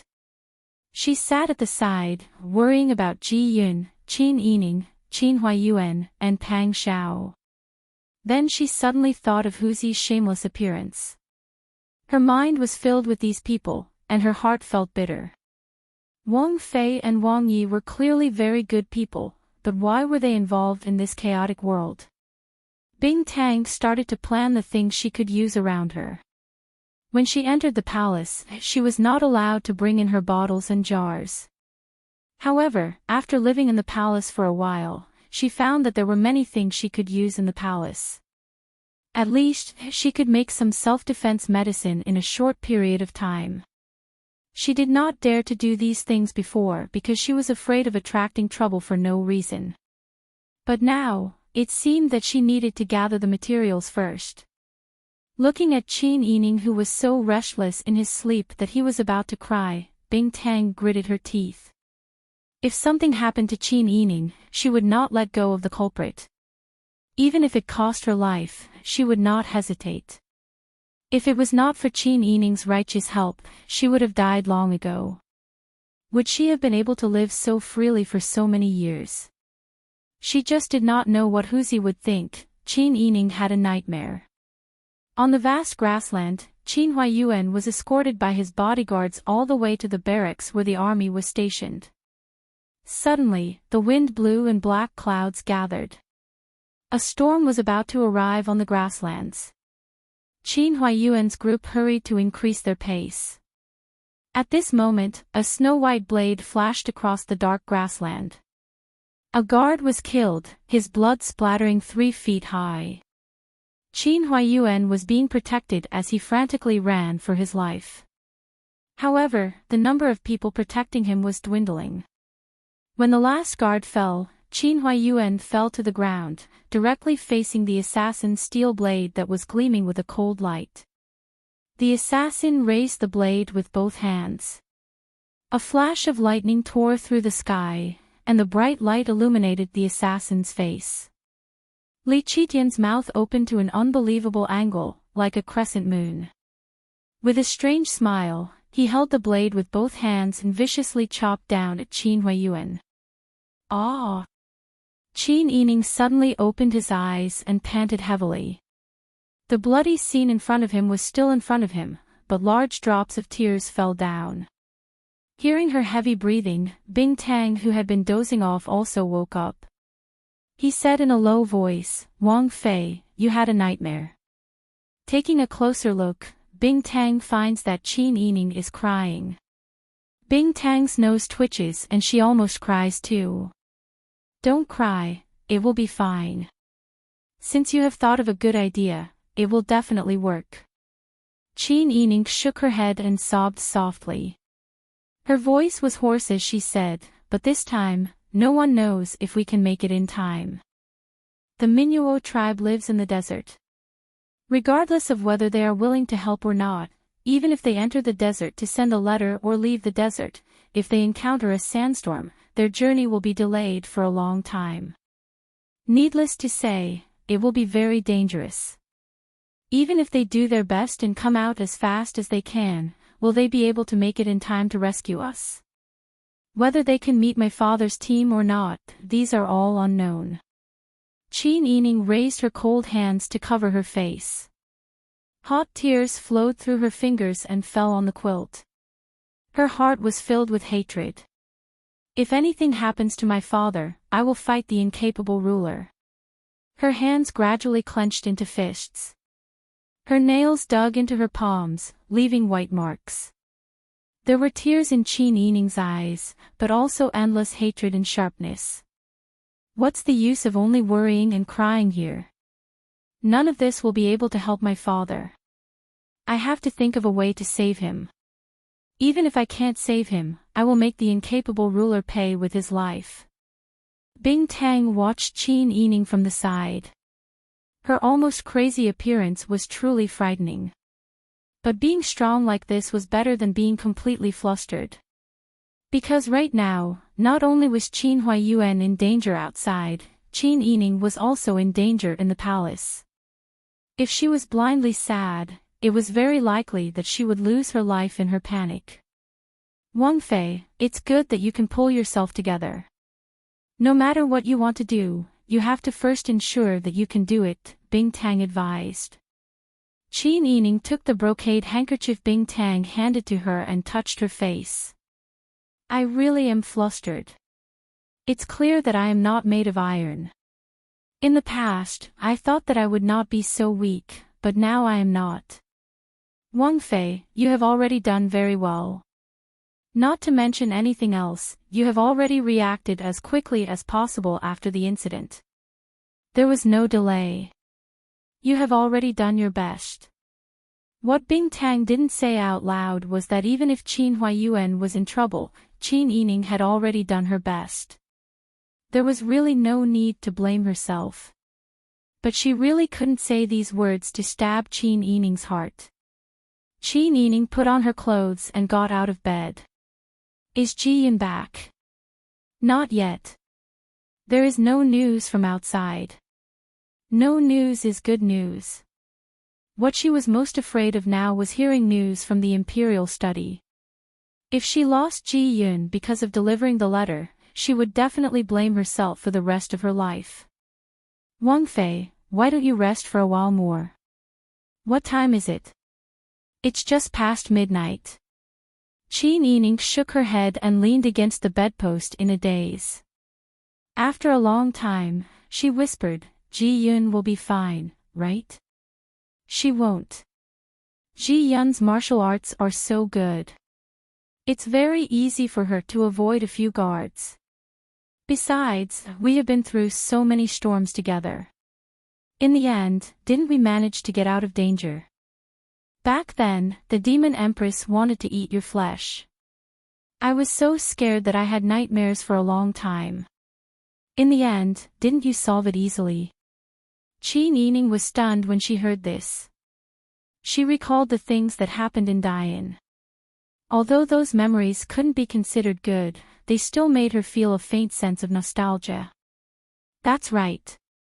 There were so many obstacles, but we were able to overcome them all. It will be the same this time." "Yes. Wang Fei, you have to believe in Laoi, and you have to believe in Wang Yi. In this world, who could be smarter than Laoi? Who is braver than Wang Yi? It is probably harder than ascending to heaven to meet someone better than the two of them. Even if they are in a difficult situation for a while, they will definitely be able to get through it. Qin Yining couldn't help but chuckle when she heard this. She held Bing Tang's hands and said, "At this time, only you can still make me laugh." "What are you saying?" "It's Wang Fei who is very strong." Bing Tang shook Qin Yining's hands and said, "Wang Fei, don't panic. You have to remember that you are also in danger right now. Those people not only want to harm Master, but also you. You still have Wang Yi and 2 brothers." Qin Yining was stunned for a moment. Her mind became clearer. "You're right." Qin Yining lowered her eyes and suppressed all her emotions. She analyzed, "If my analysis is correct, Your Majesty will make a move on me next. If Your Majesty doesn't make a move on me, Father should be fine. Let's make preparations and wait for the changes." Bing Tang understood Qin Yining the most. When she saw Qin Yining's expression, she knew that she had completely calmed down. She couldn't help but feel gratified and distressed. Normal women had the right to be weak when they encountered problems, but Qin Yining didn't. She couldn't even cry to her heart's content. She couldn't let her emotions go. Only then could she ensure that her mind was clear and that she wouldn't make any wrong decisions when something unexpected happened. Such a situation made one's heart ache. Qin Yining and Bing Tang sat quietly and waited for news. When the sky gradually turned white, Qin Yining and Bing Tang were so worried that they couldn't sit still. They almost wanted to go to the Palace of Heavenly Purity to ask for news. Suddenly, there were 2 soft knocks on the back window. Qin Yining and Bing Tang's faces lit up. They hurriedly ran over to the small table in front of the window and moved the glass vase aside to open the window. The person outside the window was Ji Yun. Qin Yining was overjoyed. She and Bing Tang pulled her in, closed the window, and put the vase back in its original position. "Why did you come back so late? Was there any danger last night?" "It's nothing. Actually, I sent the news a long time ago." Eunuch Jiang already found an opportunity to send the letter last night. However, the Palace of Heavenly Purity is heavily guarded. There are guards every 5 steps and 10 steps. I only slipped out in the early morning when the guards were the most tired. That's why I was a bit late. "Wang Fei, are you worried?" "I'm fine." When Qin Yining heard this, she put her palms together and bowed. "Amitabha. Fortunately, you're fine. If anything happened to you, I would feel guilty for the rest of my life. Wang Fei, don't worry. Although my martial arts aren't as good as Jinghu Wei's, I can still flip over walls and rooms. I'm also very good at hiding from people." Ji Yun took the warm tea from Bing Tang and poured it into a large cup. She continued, "Eunuch Jiang said that he will definitely bring the news as soon as possible. Wang Fei, don't worry. He also said that his family's lives were saved by Wang Yi. He and his brothers are only where they are today because of Lord Qin's promotion. He definitely won't let down our family's kindness. Wang Fei, don't worry. Even if the news doesn't reach, it definitely won't be leaked." Qin Yining nodded and said, "That's good." The 3 of them sat down and fell silent again. Qin Yining thought for a moment and said, "Let's all calm down and rest first. We need to conserve our energy. For now, I can't think of any other way to deal with my father. However, we have to face it here. It won't do if we don't have energy. Wang Fei is right. Let's all sleep for a while. It's still early." The 3 of them simply took off their hair and slept side by side on the warm carpet. Although they were still in the depths of the palace, the 3 of them huddled together and leaned on each other. In the end, they felt a lot more at ease. From then on, Qin Yining began to act very carefully. He wasn't willing to take a wrong step to avoid being caught by others. She lived like a bird in a cage, cut off from all contact with the outside world. She knew that her father and Pang Xiao had become targets of Li Qitian, but she couldn't get any news. She also had to deal with Princess Tana in the imperial harem. Her heart was really tormented. In just half a month, she lost weight. She was so thin that she looked like before she was pregnant. She looked even more beautiful and charming, which made Princess Tana even more jealous. At this time, it was already spring and flowers were blooming. Even though it was late spring in the north, the peach blossoms and apricot flowers in the imperial garden had bloomed into pink clouds. When the wind blew, the petals fluttered and fell on the newly green grass. It was a scene of prosperity.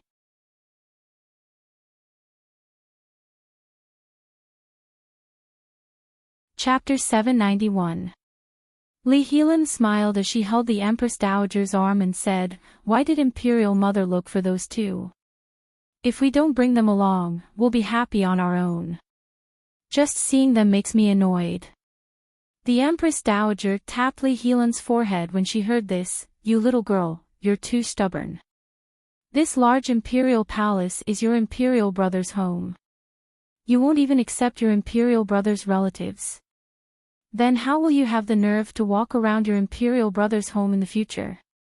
Li Helan choked. Thinking of Li Qitian's personality that was becoming more and more difficult to get along with, her heart was filled with fear. "All right. Then you can just call Consort Shun over." What kind of relative was Qin Yining, that little slut, a relative? She's just relying on her good looks and her husband's ability to fight. She's so arrogant, rushing to do things that she shouldn't do. She's so shameless. Consorty looked at the vulgar Li Helan and a trace of ridicule flashed through her eyes. She was the eldest princess, but she spoke like a village woman. However, it could be seen that Li Helan truly held a grudge against Qin Yining for being the wedding ambassador. However, if a bystander thought about it carefully, this matter was Your Majesty's imperial edict. Qin Yining could only follow the edict, right? The eldest princess was someone who would randomly vent her anger on someone she couldn't obtain. If the Empress Dowager was sensible, she would have spoken out to prevent the eldest princess and Qin Yining from deepening the conflict. However, the Empress Dowager didn't speak. Consort Yi's eyes turned and she understood the Empress Dowager's meaning. She smiled and said, "Your Highness, the eldest princess is a golden branch and jade leaves. Why bicker with a stupid woman?" This concubine heard that the Qin clan was brought up by savages in the mountains. I don't know what kind of incense they burned in the end for Lord Qin to accept them. Li Helan heard this and glanced at Consort Yi. She only snorted in agreement. She looked down on Qin Yining, but she also looked down on this vixen. Imperial concubine Yi was so angry that she almost fell backwards, but she did not dare show any dissatisfaction in front of the Empress Dowager. She could only laugh dryly and walk to the other side of the Empress Dowager. The Empress Dowager patted the back of Imperial concubine Yi's hand to comfort her. Then she ordered the palace maids to quickly invite Princess Tana and Qin Yining over. At this moment, Qin Yining was listening to Princess Tana's lecture. "You're a woman with an external title.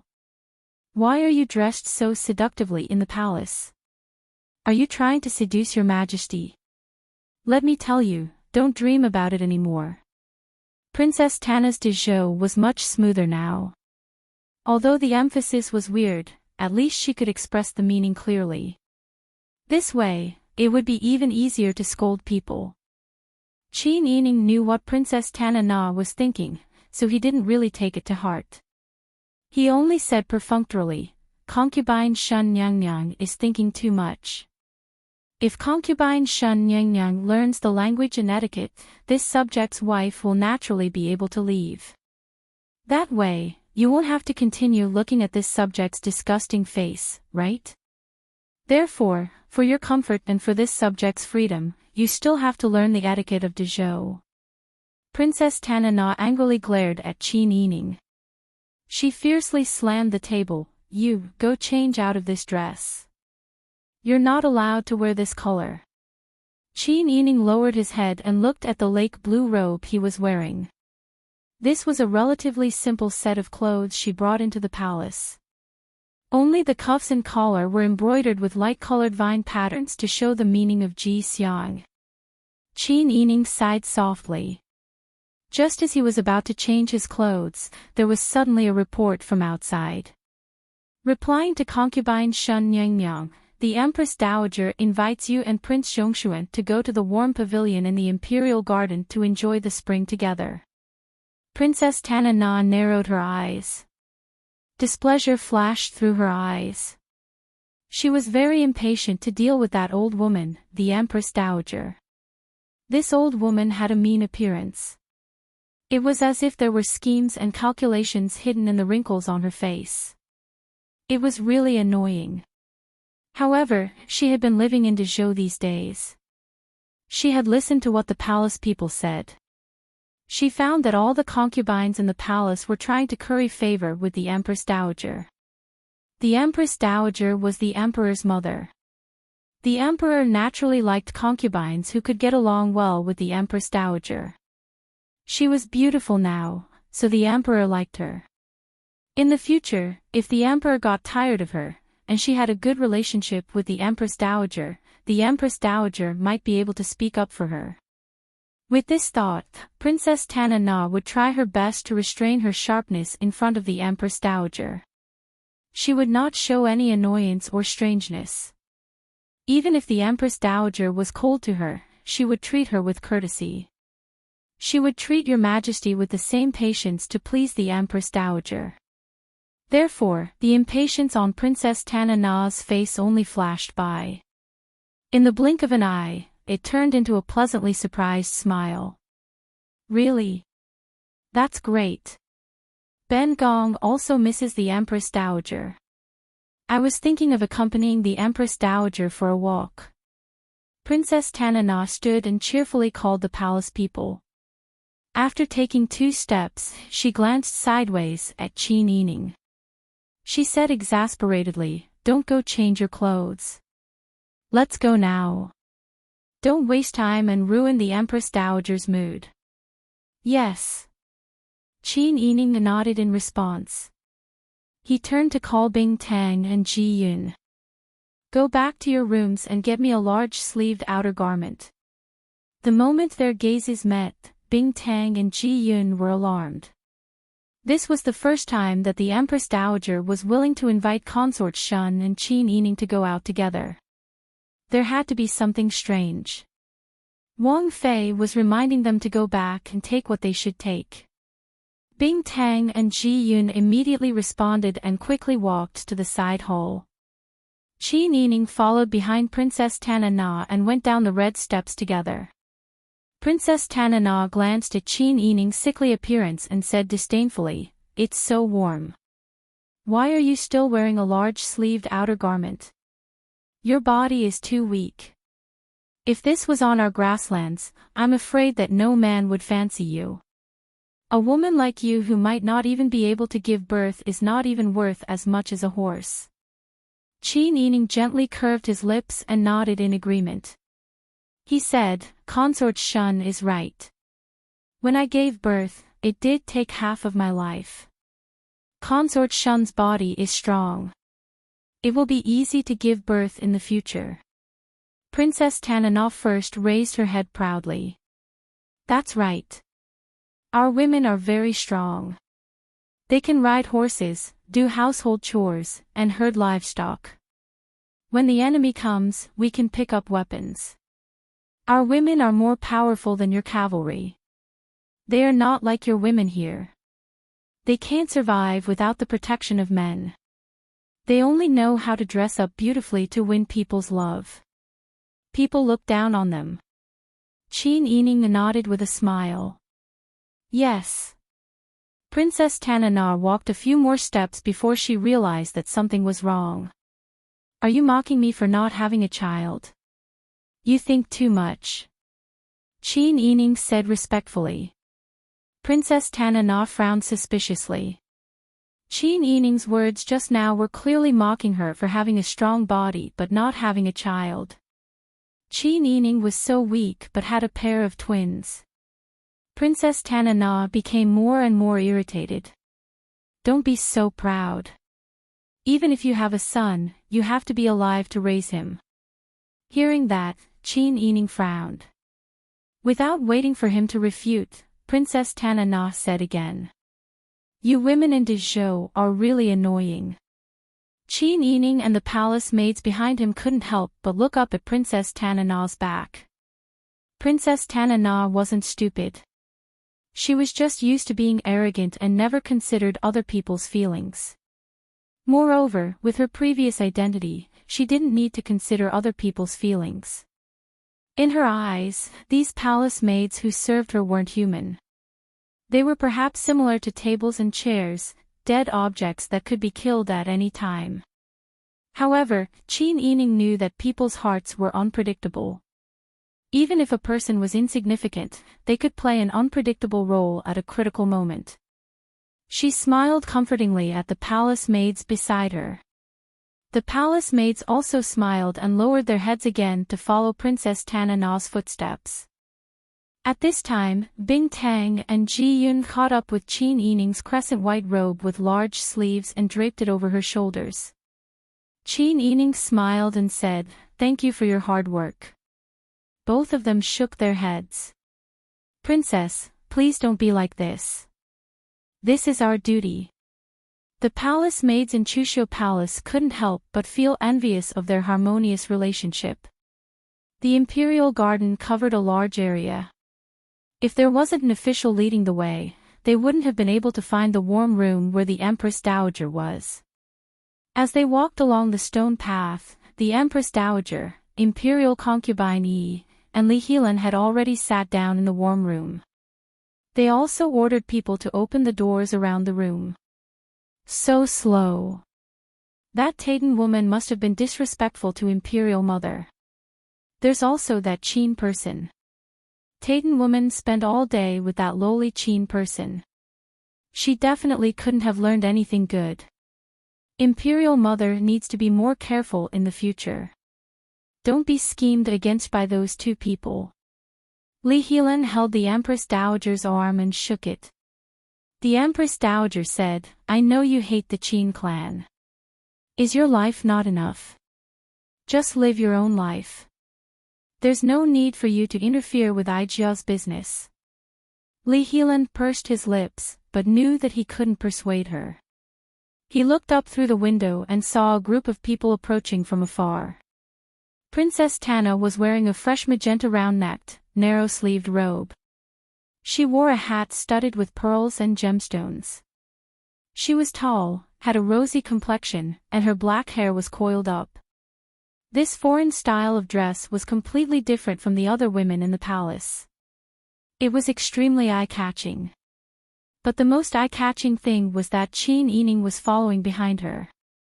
He was wearing a set of light blue clothes. She wasn't even 20 years old yet. Her white and delicate skin was placed together with the moon-white satin outer robe. Under the brilliant contrast of the spring flowers, it was hard to tell whether her skin was more delicate or the satin was more delicate. Light pink and white flower petals floated around her shoulders and hair. When the flowers parted, her long hair swayed. The feng shui of the palace was truly nourishing. This woman was even more beautiful than before. Li Helan's heart felt stifled. Li Helan coldly snorted and looked away. He said in a low voice, "Fox charm." The Empress Dowager looked at her daughter and coughed. Li Helan calmed down a bit and sat upright. Princess Tana led the people up the stairs and into the warm room. She bowed and said, "This concubine pays respects to the Empress Dowager." Qin Yining followed behind and also bowed. The Empress Dowager smiled and said, "Quickly get up and sit down." "Thank you, Empress Dowager."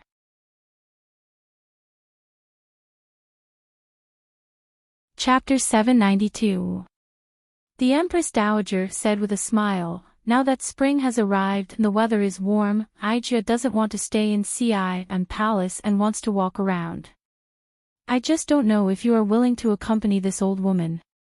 What is the Empress Dowager saying? Qinxia being able to serve the Empress Dowager is the good fortune of 8 lifetimes. Concubine Yun said with a smile. Princess Tana also said, "That's right, Qinxia often accompanied the elders of the family in the past and likes to talk with them the most." The Empress Dowager smiled and nodded lovingly and gently, "You are all good children. Now that spring has arrived and it's time for farming, Your Majesty said a while ago." The Empress Dowager talked about farming. After all, she had farmed in the past and was very familiar with these things. Princess Tana, Concubine Yun, and Li Helan all listened and often added a few words. Qin Yining sat quietly with her head down and tried to reduce her presence as much as possible. After chatting for a while, the Empress Dowager faintly looked at Qin Yining. "What, the Prince Zhongshuan is not interested in the topics Aijia is talking about?" Qin Yining was called and felt helpless. She stood up and respectfully said, replying to the Empress Dowager, "Qinxia is listening attentively to what the Empress Dowager is talking about farming and also remembered what I saw in the countryside when I was young. The warm atmosphere of life that the Empress Dowager talked about makes Qinxia yearn for and miss the days when I was young." Qin Yining's words resonated with everyone present. No matter who it was, no matter if they were of noble or humble birth. Perhaps the most carefree time in one's life was one's childhood. What one wanted to return to the most but could not return to was also one's childhood. Even the Empress Dowager couldn't help but be moved by Qin Yining's words. But the Empress Dowager's expression was still cold. "Oh. So the days in the palace have made Wang Fei's life so rude that you can't go back to when you were young?" Qin Yining's heart tightened and felt that something was wrong. Usually, the Empress Dowager was very polite to her, and sometimes she could even feel that the Empress Dowager was deliberately trying to win her over because of Pang Xiao. But today, the Empress Dowager was deliberately finding fault with her. Qin Yining tensed up and became extremely careful. She respectfully replied, "Empress Dowager, you've misunderstood. This subject's wife doesn't think so. You still dare to talk back." The Empress Dowager put down the bell lid in her hand. The white porcelain bell lid made a tinkling sound. "Empress Dowager, please calm down. This subject does not dare. Don't be angry, don't be angry. How can I not be angry when you contradict me like this?" The Empress Dowager scolded with a ferocious expression. "I think you're here to anger me to death." Li Helan was a little surprised to see the Empress Dowager so angry, but he finally came to his senses. He gloated and said, "Apologize to the Empress Dowager. If my mother's health deteriorates due to anger, can you bear the responsibility?" Qin Yining had no choice but to kneel down and say respectfully, "Please calm down, Empress Dowager." Ji Yun and Bing Tang also knelt down and kowtowed. Li Helan patted the Empress Dowager's chest and comforted her, "Mother, please calm down. Don't be angry and harm your health. It's not worth arguing with this hussy." Qin Yining lowered her eyes as if she didn't hear it. The Empress Dowager said coldly, "Your rules are so bad, but you're still teaching Consort Shun etiquette. No wonder Consort Shun has become like this after so long." Princess Tana was called out and scolded for her poor etiquette. Her face immediately turned red like a big red cloth. She suppressed her anger and didn't argue for herself. She just stood up and respectfully listened to the scolding. Consorty looked at the Empress Dowager and said with a smile, "Aunt, please calm down. In this subject's wife's opinion, Prince Zhongshuan's rules are good and her etiquette is thorough. She even learned from Mama Jean in the Empress Palace. It's just that this subject's wife is slow-witted and not as clever as her." "Is that so?" The Empress Dowager snorted, So, she learned well, but she doesn't want to teach Consort Shun. Consort Yi covered her mouth and said in surprise, how could that be? If she can't teach Consort Shun, she can't leave the palace. If she can't leave the palace, she has to walk around the inner palace. This. Consort Yi seemed to have discovered a great secret. She lowered her voice and said, Prince Zhongshuan, could it be that Consort Shun has the intention to stay and scheme something? This big accusation was enough to crush a person to death. She was following the imperial edict to teach Consort Shun etiquette, but she didn't do her best. That was defying the imperial edict. Finding an excuse to stay in the palace, what could she be scheming? This inner palace was the emperor's inner residence. She was a married woman, but she stayed in the emperor's inner palace and didn't want to leave. Or did she deliberately plan to stay and not leave? If these words were spread and outsiders knew, how would she deal with it? Consort Yi, please be careful with your words. This subject's wife is following the imperial edict and doesn't have the same thoughts as Consort Yi. Qin Yining raised her eyes and her cold gaze fell on Consort Yi. Consort Yi was glared at by her stern gaze and forgot the words she was about to say. When the Empress Dowager saw this, she secretly scolded Consort Yi for being useless. She coldly said, since it's like this, your rules are very good. You also taught etiquette. Consort Shun's current rules and etiquette are not up to standard. Is that because she's too stupid? Princess Tana was so angry that her face turned red. She gritted her teeth, but her de jure words weren't working well at this time. The more anxious she was, the more she couldn't say anything. Qin Yining bowed and said, replying to the Empress Dowager, this subject's wife doesn't dare to judge Consort Shun's qualifications, but this subject's wife did teach her seriously.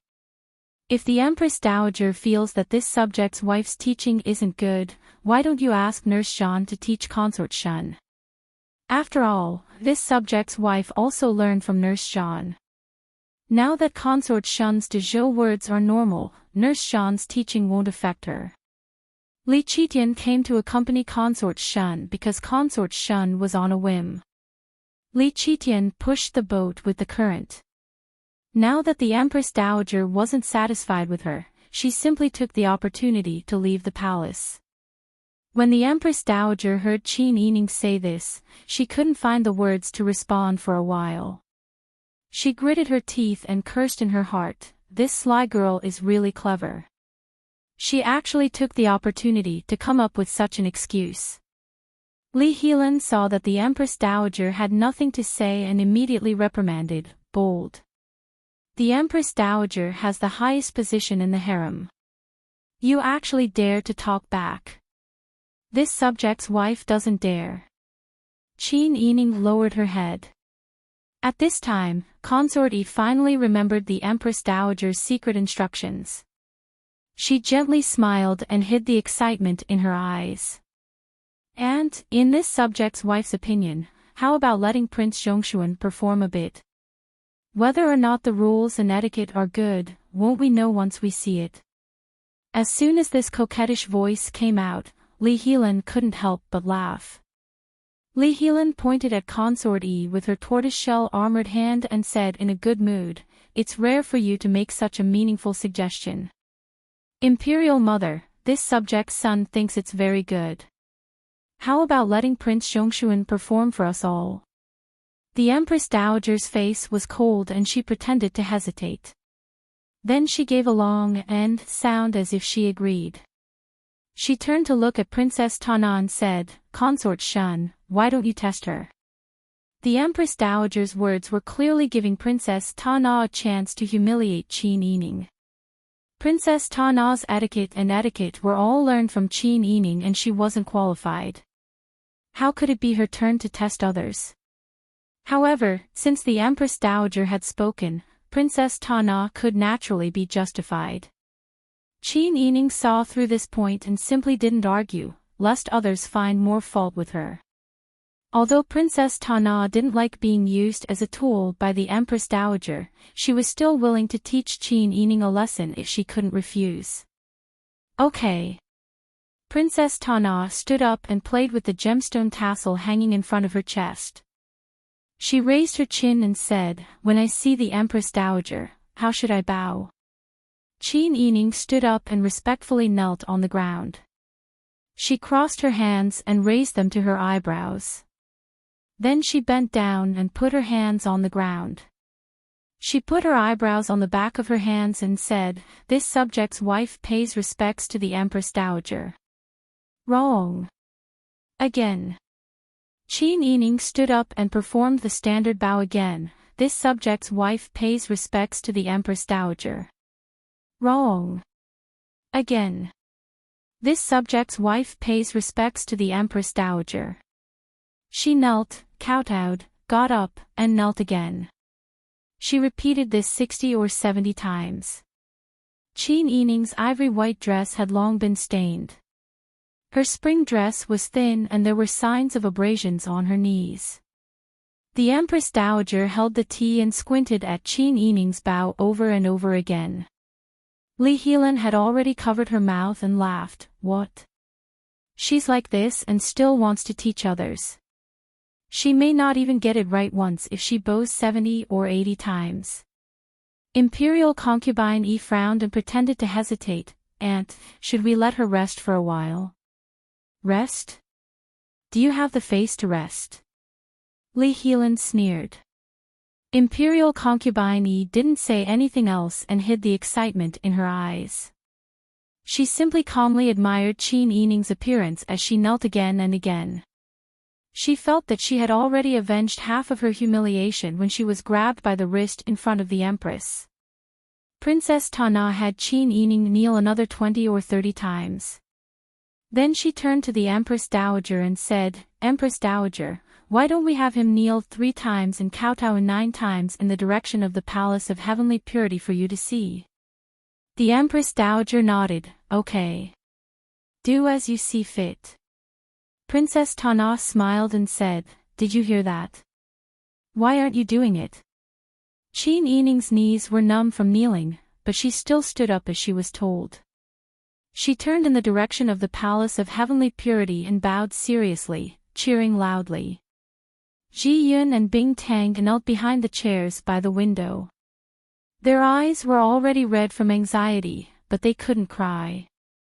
It was taboo to cry for no reason in the palace.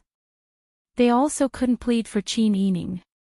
Their status was low and it wasn't their place to speak. She knew that the Empress Dowager didn't have good intentions today, but she didn't expect the Empress Dowager to think of this kind of method to torture people. Qin Yining's heart was very calm. This kind of trouble was only physical. If the Empress Dowager had only prepared this level of trouble, she would have to thank her. Qin Yining bowed seriously. Her skirt was dirty, her knees were numb, and her hair was late. She looked very embarrassed. Li Helan was in a good mood and couldn't help but clap her hands and laugh. When the Empress Dowager saw Li Helan laughing like that, she also laughed. She even pretended to reprimand, "Look at you.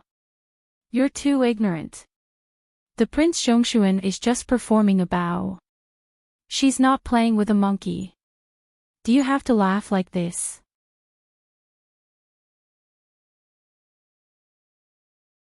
The Empress Dowager looked at her swaying appearance and continued to smile, again.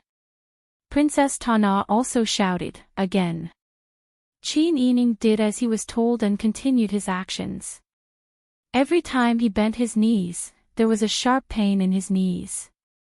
He couldn't help but kneel down. The more he endured the pain, the more expressionless he became. Compared to the Empress Dowager, Li Helan, and Imperial concubine Yi, who were laughing wildly again, there was a strong contrast. This bow continued for the time it took for a stick of incense to burn. The Empress Dowager finally laughed enough. She held her stomach and said, Good, enough. Aijia's stomach hurts from laughing. Your etiquette is wonderful." "That's right.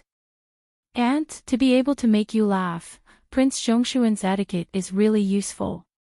We didn't waste our time here watching her boring performance. That's right. It's just like that. It's annoying to watch. Li Helan coldly snorted. His heart was refreshed like never before. Princess Tana sat down at the Empress Dowager's signal. The Empress Dowager pointed at Qin Yining and said, "Tell me, what did you learn from today's bow?" Qin Yining endured the pain and maintained his dignified standing posture. He smiled and said, "The Empress Dowager is healthy. It is a blessing for the world."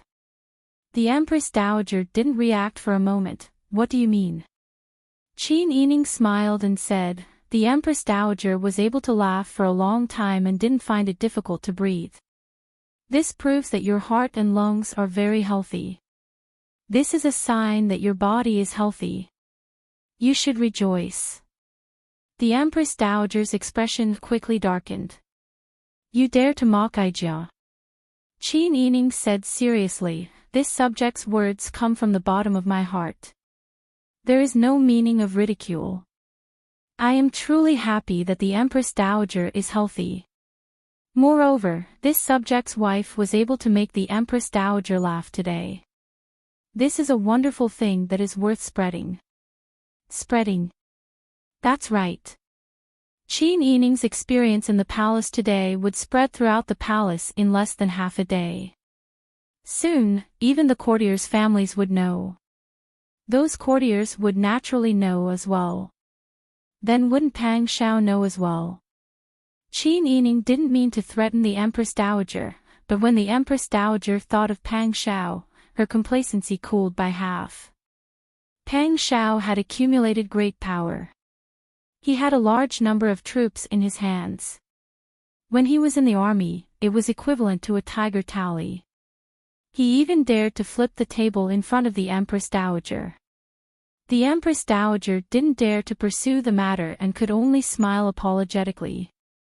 When Pang Shao returned, he wouldn't come to settle accounts with her, right?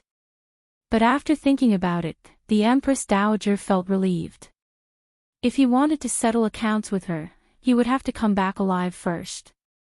The Empress Dowager sneered and looked away. "Sit down." "Thank you, Empress Dowager." Qin Yining sat down. Even though his leg hurt, he didn't show any signs. He gritted his teeth and didn't let anyone see him make a fool of himself. The Empress Dowager's face was calm. She turned around and asked the palace maid who was serving her, "Is the milk and bird's nest ready?" "Empress Dowager, it is ready." Go get it. Everyone can have some." The emperor specially sent the bird's nest to Ijia. Then many thanks to Auntie. Consort Yun smiled sweetly. "Your Majesty is very filial to the Empress Dowager. Usually, Chinchia's palace is allocated bird's nest." Li Helan sneered, "Ignorant. There are so many birds' nest. Other than providing for Imperial Mother, how can there be enough to provide for you concubines?" Consort Yun's smile froze. She continued to smile. Not long after, the bird's nest was brought up in food boxes by the palace maids of Ci and Palace. The palace maids served the bird's nest to each person. Qin Yining took it and slowly stirred the bird's nest with a spoon. He looked at the Empress Dowager and the others from the corner of his eyes. He didn't eat it immediately. The Empress Dowager and Li Helan both ate. Princess Tana ate even faster. Consort Yun also ate half a bowl. Qin Yining slowly took a bite. Consort Yun smiled and said, Such a good bird's nest. It's a pity that the Empress and the eldest prince aren't here." And, that's right. The Empress Dowager's movements paused. She suddenly said, "It's time to send a bowl to the eldest prince. How can eat supplementary food recently. It's best to eat this." She pointed at Qin Yining. "Go to Cunning Palace and send it to the eldest prince." Qin Yining was stunned. He stopped holding the spoon in his hand and looked at the Empress Dowager in surprise. Consort Yun slowly put down the bird's nest. She covered her mouth and smiled. "Aunt, I'm a Wang Fei. How can I agree to run errands? Isn't that degrading the status of a Wang Fei? Aijia is the Empress Dowager. Who dares not to listen to Aijia's words?" The Empress Dowager glared at Qin Yining. She slammed the porcelain bowl on the square table next to her. The sound of porcelain breaking shocked everyone in the warm room. They all stopped what they were doing and saluted. "Empress Dowager, please calm down." The Empress Dowager pursed her lips and said coldly, "No matter who Aijia is, no matter where Aijia is, don't forget who the world belongs to. You don't even want to do a small thing. Do you really have a rebellious heart?" "Empress Dowager, you're exaggerating." Princess Tana smiled apologetically. She hadn't forgotten the purpose of her marriage alliance. Qin Yining lowered her head. She endured the pain in her knees and maintained the saluting posture. Her brows were tightly knitted. Today's matter was strange in every way. "Qin clan, are you going?" the Empress Dowager asked in a deep voice. Qin Yining smiled and saluted. "Empress Dowager, this subject's wife will naturally obey your orders." If she said half a word of no, she was afraid that she would be immediately punished. She was afraid that the Empress Dowager was waiting for her here. The Empress Dowager's face relaxed a little. She ordered the palace servant behind her. Go get a bowl of cow's milk blood bird's nest and give it to the Prince Zhongshuan." "Yes." The palace servant immediately accepted the order. Not long after, she brought a small, exquisite black food box with a spiral design. Ji Yun and Bing Tang's faces were tense at this time. The Empress Dowager actually ordered Qin Yining, a dignified Prince Zhongshuan, to run errands and deliver things. What was the meaning of this? Could it be that today's humiliation in the warm room wasn't enough? Did she have to drag her out in front of other people to continue humiliating her? As long as Qin Yining stepped out of this door and took a step forward with the food box, other palace servants would see it. In the blink of an eye, the Prince Zhongshuan had become the Empress Dowager's servant. The news that she had to flatter the imperial family would spread. In the future, how could Qin Yining interact with the noble ladies? Ji Yun gritted her teeth. Bing Tang's eyes also turned red. They all wanted to stand up for Qin Yining. However, their status was low and they didn't have the qualifications to speak. Instead, it would cause more trouble for Qin Yining. They would remember today's humiliation. Qin Yining took the food box. The Empress Dowager ordered, "Go quickly and come back quickly. Don't let the bird's nest get cold. Hao Ji won't feel well after eating it. Come back quickly after delivering it. Aijia still wants to talk to you." "Yes, this subject will go now." Qin Yining carried the food box and curtsied. She walked stiffly outside. Her knees hurt more and more. She could only grit her teeth and endure it without any strange reactions. Bing Tang and Ji Yun also curtsied and followed Qin Yining's footsteps. Bing Tang could see that Qin Yining's knees were swollen. She wanted to go to a place where there was no one else and give Qin Yining a good check. Li Helan picked up the bird's nest and took a bite. She chuckled and said, "TSK, a dignified Prince Zhongshuan has been reduced to delivering bird's nest. This princess royal can only eat bird's nest, ha." This sentence caused Consort Yi and Princess Tana to laugh. Qin Yining had already walked far away, but she could still hear the laughter coming from the warm room. After turning a corner, Ji Yun reached out to take the food box in Qin Yining's hand. "Princess Consort, let this servant take it." "That's not appropriate. I was ordered by the Empress to deliver the bird's nest to His Highness. I've already agreed and endured it. If the Empress Dowager finds out, I'm afraid there will be trouble. I might as well let them humiliate me and endure this first. Qin Yining's face was pale. Her knees hurt and her forehead was sweating. Bing Tang gritted her teeth and said, Princess Consort, does your knee hurt a lot? I'll help you apply medicine when we get back.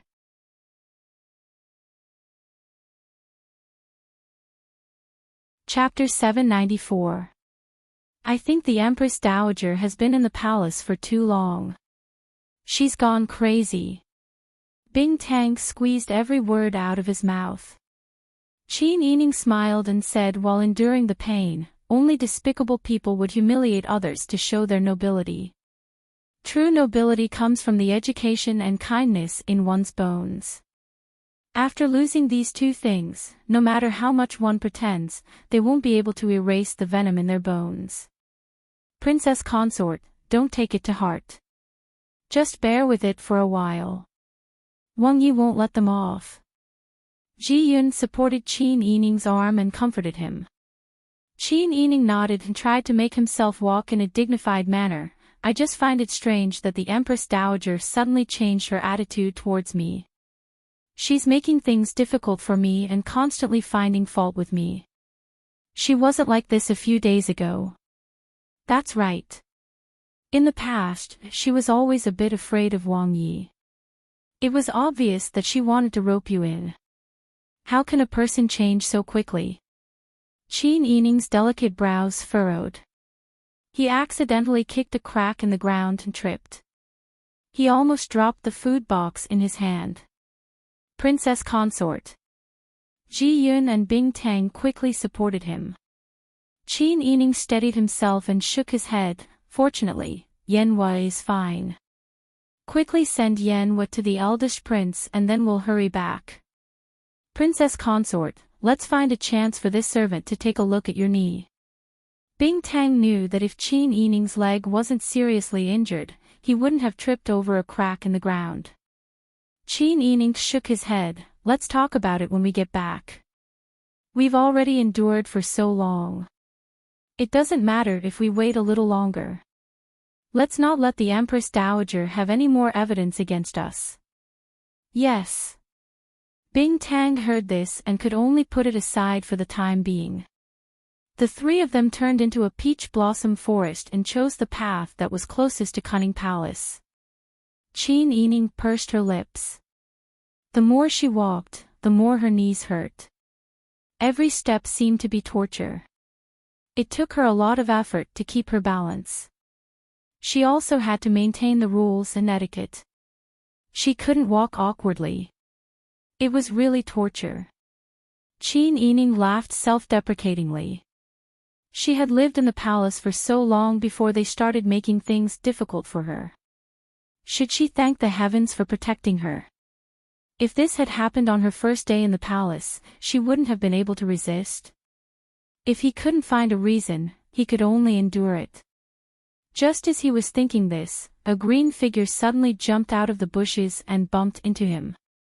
Qin Yining's leg was already in pain. Although she found that there was someone, her leg was inconvenient.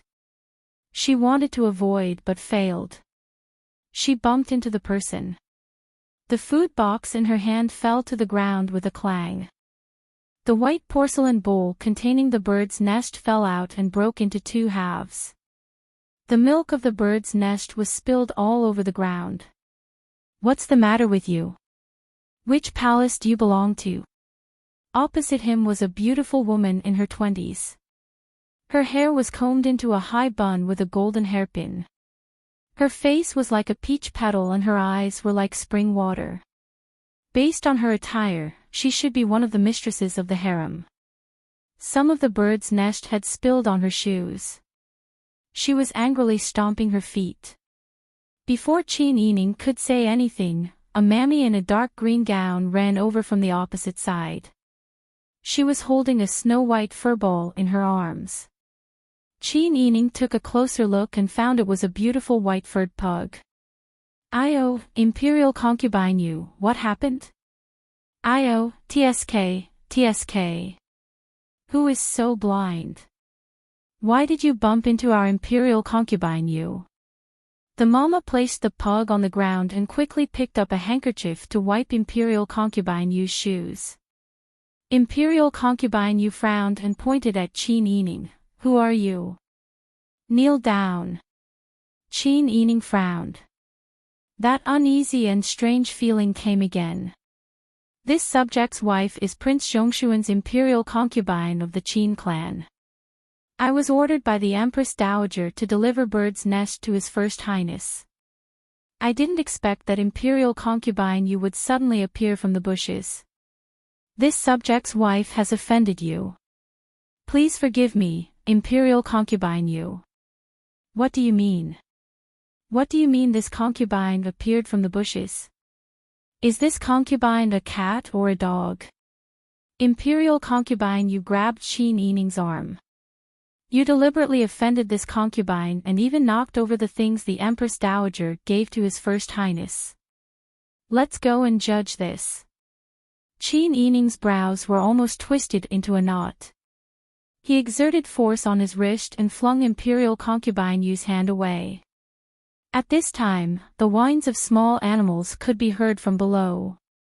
He looked down and saw the snow-white pug lying on the ground. It stuck out its tongue and was foaming at the mouth. It was angry. The corner of its mouth still had the bird's nest on the ground. It was obvious that it had just licked it. Qin Yining's heart trembled and he subconsciously took a step back. Imperial Concubine Yu widened her almond-shaped eyes in shock and screamed, "My snowball! My snowball! You, how could you poison my snowball? Someone come, someone come!" The moment Imperial Concubine Yu screamed, the elderly female servant immediately got up and pounced on Qin Yining, trying to hold him. Qin Yining hurriedly retreated and pushed the elderly female servant away. He quickly turned around and whispered to Bing Tang, "Collect evidence." Bing Tang was stunned by the scene, but when he heard Qin Yining's words, he immediately reacted. He pushed Imperial Concubine Yu away and took out a handkerchief to wrap up the bird's nest on the ground. He even used the other end of the handkerchief to wipe the white foam from the pug's mouth.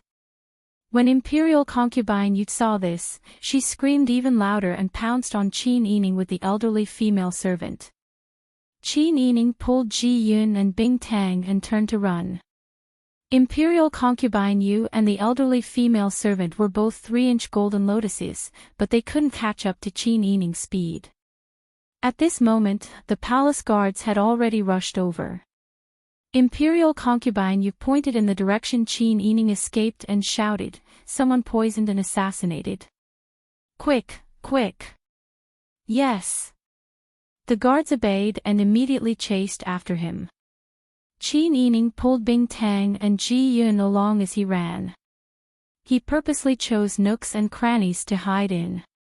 When he saw a fake mountain, he simply hid in it. The pursuers were right behind him. How could Qin Yining not understand everything that had happened today? Wang Fei, what should we do? Someone wants to frame me for murdering the prince. Ji Yun, you and Bing Tang go look for Jiang Yuan. Find him and tell him what happened. Then, ask him to think of a way to send you guys out. Think of a way to pass on all the information to Wang Yi. Bing Tang, remember to find out what kind of poison is in the bird's nest. Ji Yun and Bing Tang ran until their hair was tied up. Their foreheads were covered in cold sweat as they nodded repeatedly. But Wang Fei, what about you? I won't be able to escape. Qin Yining said calmly, "There's a fork in the road ahead. Go left, quickly. My hope is on you guys. You guys must not be caught." Ji Yun choked, No, Wang Fei, there's no time. Listen to me. Otherwise, we won't have any hope. Wang Fei, I'll stay. Let's change our clothes. You and Ji Yun should leave quickly. Bing Tang anxiously grabbed Qin Yining's hand and refused to let go. No. Whoever stays behind for me will die. You guys must listen to me. Quick. When they reached the fork in the road, Qin Yining forcefully pushed the two maidservants to the left and ran in the other direction. Bing Tang sobbed, "What should we do? What should we do?" Ji Yun used her sleeve to wipe the tears on her face. Her eyes were red as she pulled Bing Tang and ran. Listen to Wang Fei. Wang Fei is smarter than the two of us. We can't ruin Wang Fei's plan. But, it's poison. The bird's nest that was sent to the eldest prince was poisoned. Wang Fei won't be able to survive if she's caught. Bing Tang sobbed. Ji Yun gritted her teeth. She won't. If anything happens to Wang Fei, I'll kill that old hag and then go down to accompany Wang Fei. Ji Yun's eyes were bloodshot as she dragged Bing Tang through the fake mountain. She listened carefully and found a hidden cave. She immediately took Bing Tang and went in. Quick, there's an assassination attempt. Over here. Outside the fake mountain, the footsteps of a group of guards ran in the opposite direction. Bing Tang and Ji Yun squeezed in the narrow cave. They widened their eyes in fear and gritted their teeth, not daring to make a sound. Qin Yining couldn't run anymore. Her knees hurt so much that she didn't feel like her legs were hers anymore. Moreover, she understood that this was a heavily guarded place in the palace. Even if her knees weren't injured, she wouldn't be able to escape. The reason why she was still holding on was that she wanted to buy time for Ji Yun and Bing Tang and lure them further away. Over here. Stop. The palace guards had already discovered Qin Yining. A group of people rushed over. Qin Yining gradually stopped. She held on to the thick branch of a plum tree with one hand and massaged her aching knees with the other. The plum flowers on the branch rustled and dropped their pink petals onto her head and shoulders. The guards stopped and surrounded Qin Yining. Do you still dare to escape? Hurry up and surrender. The leader of the guards stepped forward and berated. Qin Yining slowly straightened her body and turned to look at the group of guards. The guards froze when they saw Qin Yining's face. Then, the leader of the guards stepped forward and stared at Qin Yining in a threatening manner. He made an inviting gesture. In the imperial garden, the Empress Dowager was talking with Li Helan, concubine Yun, and Princess Tana. Without Qin Yining to tease, their conversation became boring. At this moment, there was a commotion outside. The Empress Dowager raised her eyebrows and calmly asked, "What is it?" Replying to the Empress Dowager, concubine Yu has an urgent matter and wishes to see you. Yes. They all sat upright. Not long after, a weeping concubine Yu walked into the warm room. Behind her was a mama carrying a food box, a broken bird's nest, and a servant carrying a dead dog. Li Helan saw someone carrying a dead dog and frowned in disgust. What are you doing? Why haven't you thrown that filthy thing out? Concubine Yu hurriedly knelt down weakly and sobbed, Empress Dowager, you have to give this concubine justice. Concubine Yun and Princess Tana were both puzzled and curious. Li Helan curled her lips and didn't speak again. The Empress Dowager said, Speak, who gave you the courage to bring a dead dog here for Aijia to see? If you don't give Aijia a perfect reason, Aijia will punish you. Empress Dowager. This concubine was playing with Snowball in the imperial garden when we met Prince Zhongshuan's concubine. The Prince Zhongshuan's food box fell to the ground and the bird's nest spilled on the ground. Snowball was greedy and licked it a few times. Then, it died. Concubine Yu sobbed, this concubine doesn't know how she offended Prince Zhongshuan's concubine. She actually wanted to poison this concubine's beloved dog. Empress Dowager, please give this concubine justice. These words caused everyone's hearts to tremble violently.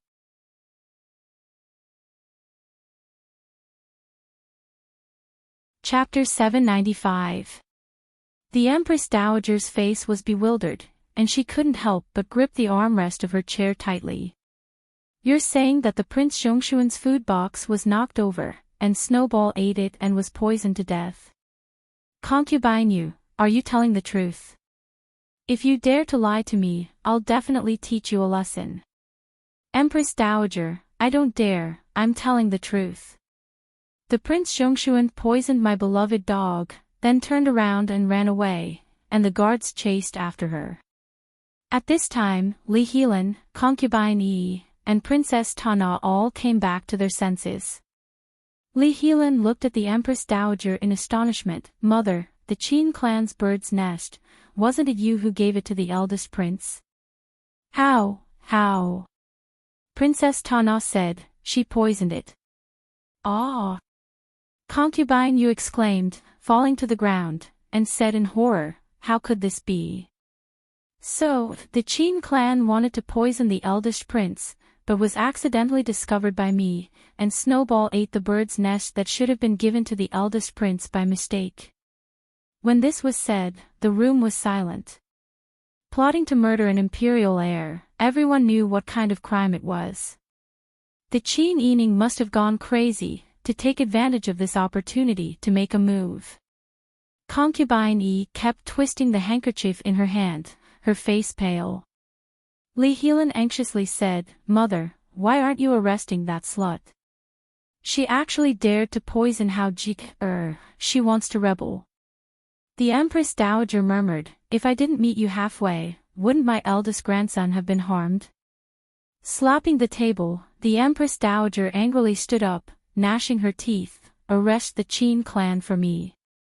Princess Tana said, Empress Dowager, you must severely punish that poisonous woman. It must be because you made her perform etiquette, and she held a grudge, so she took the opportunity to poison the bird's nest. It must be so.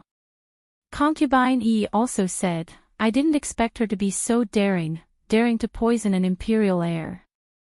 She deserves to be punished. Princess Tana said, that's true.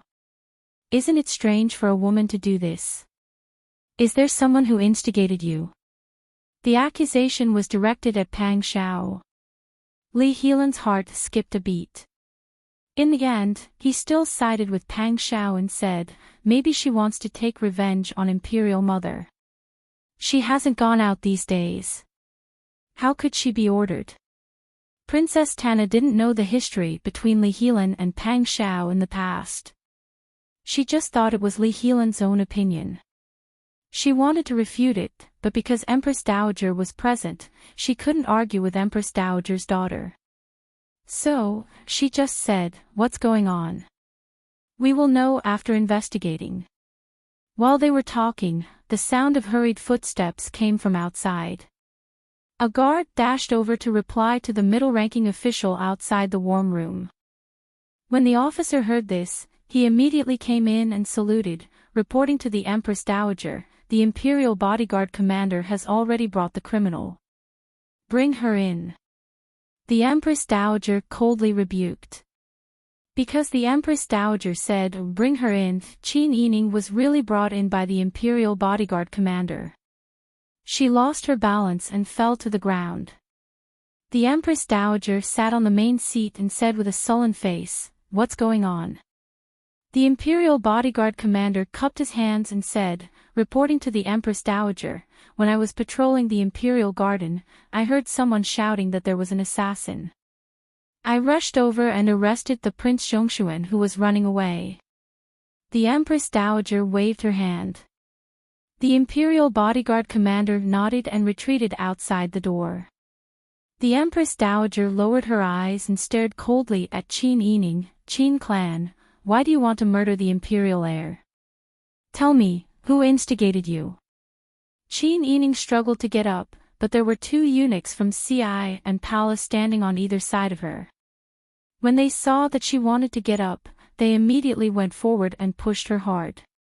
One of the eunuchs kicked Qin Yining's knee, causing Qin Yining, who was just about to stand up, to kneel down again. Qin Yining groaned and felt a sharp pain in her legs. She also knew that she was alone and couldn't gain the upper hand, so she simply sat on the ground and cast a sidelong glance at the Empress Dowager, reporting to the Empress Dowager, "I didn't poison it." The bird's nest was brought out from the small kitchen in the Empress Dowager's palace. "It wasn't made by myself. How many people have done it? If you say it's poisoned, shouldn't you investigate from the source? Moreover, I haven't been charged with any crime, and you've already pinned such a big accusation on me. The Imperial Court has a 3-court joint trial for criminals, and there's also time to find evidence. How can you convict me of a crime with just a few words? Isn't the Empress Dowager afraid that the world will laugh at you if this spreads? You!" The Empress Dowager grabbed the teacup and fiercely threw it at Qin Yining. The broken pieces of porcelain fell in front of Qin Yining, and the flying pieces scraped the back of her hand. "How dare you! You actually dare to talk back to me in public. Someone come, fiercely slap her mouth for me." "Yes." An elderly mama behind the Empress Dowager immediately rolled up her sleeves and walked to the front. She raised her hand and fiercely slapped Qin Yining. Qin Yining's face was slapped to one side. The corner of her mouth immediately split open, and a trace of blood flowed down. Qin Yining wanted to resist, but this was the Imperial Palace, and she was surrounded by the Empress Dowager's people. If she resisted, she would only receive more severe abuse. She had no other choice but to endure. The Empress Dowager angrily shouted and pointed a finger at the Empress Dowager. "Very well, Empress Dowager, are you determined to side with outsiders? You're defending the Qin clan in every possible way. Don't you worry about the eldest prince at all. You're simply unqualified to be a mother like this. It seems that this Empress Dowager needs to raise Hao Ji by my side, so that he won't be harmed by ignorant people." The Empress Dowager's heart pounded. The Empress Dowager was threatening the Empress Dowager with her right to raise the prince. The Empress Dowager wanted to raise her own child herself. But her conscience wouldn't allow such a strange case to appear in front of her eyes.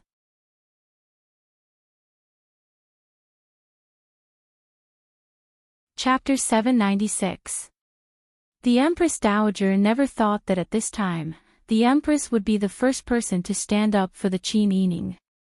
This Empress usually didn't show off, but at this time, she was so eloquent, biting on the truth with every word.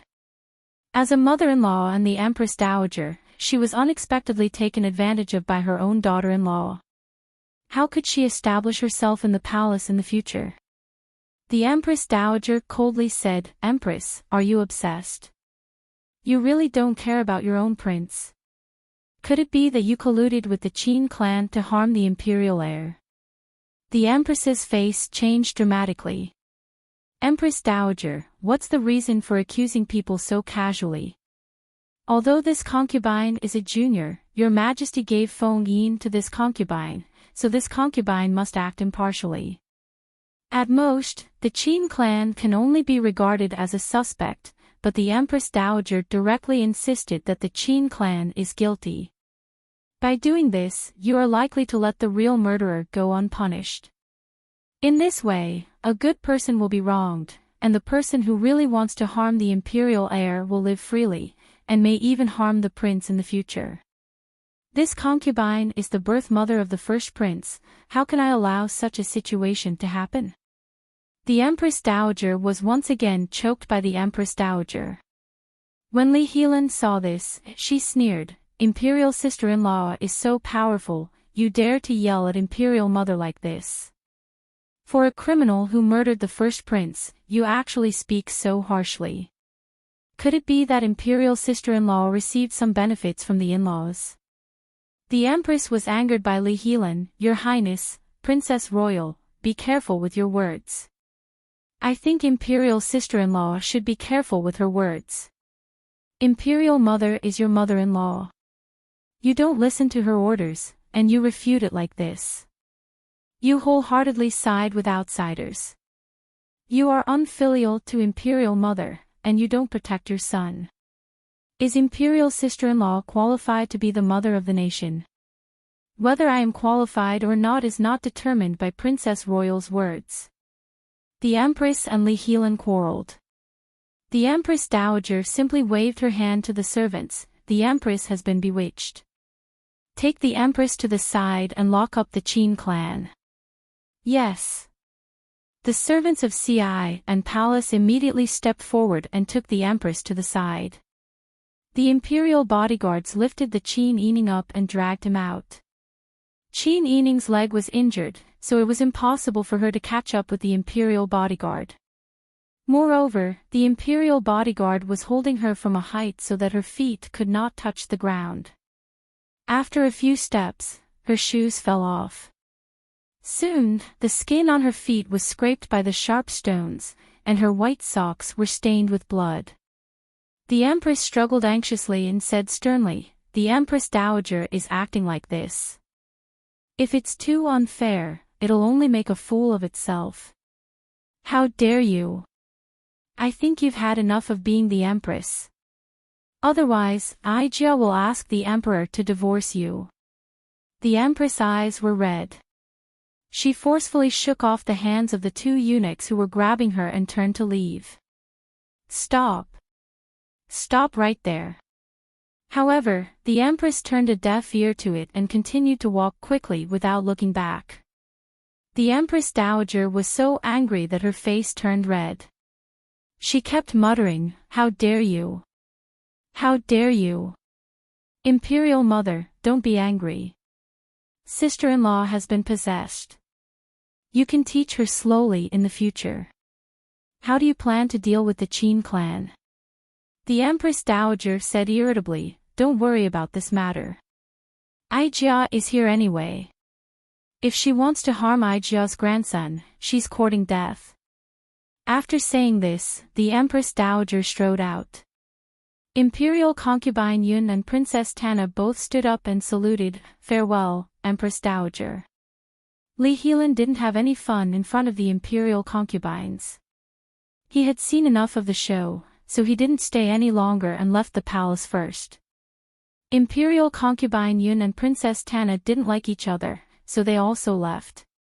Princess Tana saw that Qin Yining was unlucky today, so she was very happy in her heart. She finally did what Su asked her to do that day. She also helped the Khan of Anari vent his anger. Therefore, Princess Tana was in a very good mood along the way.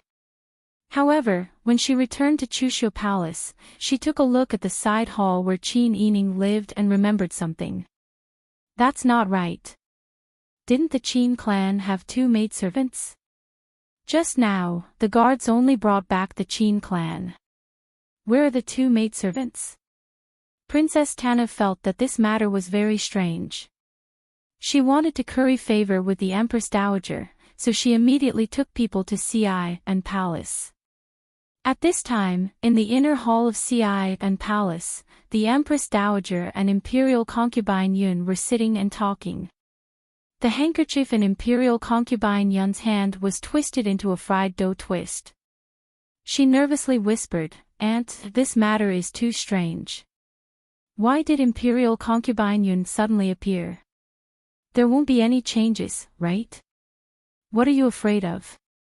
The Empress Dowager faintly smiled and took a sip of the tea. "As long as you do as Ijia says, there won't be any problems."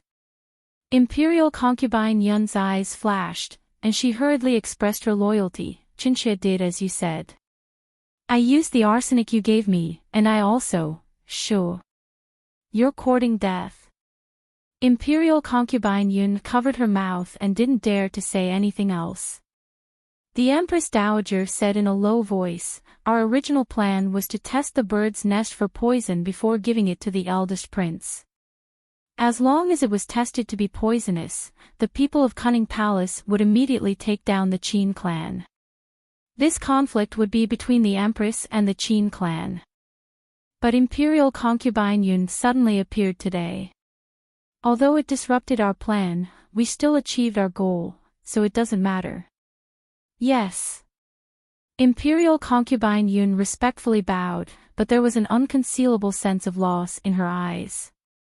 The Empress Dowager glanced at Imperial concubine Yun. What, do you still lack something? No, no.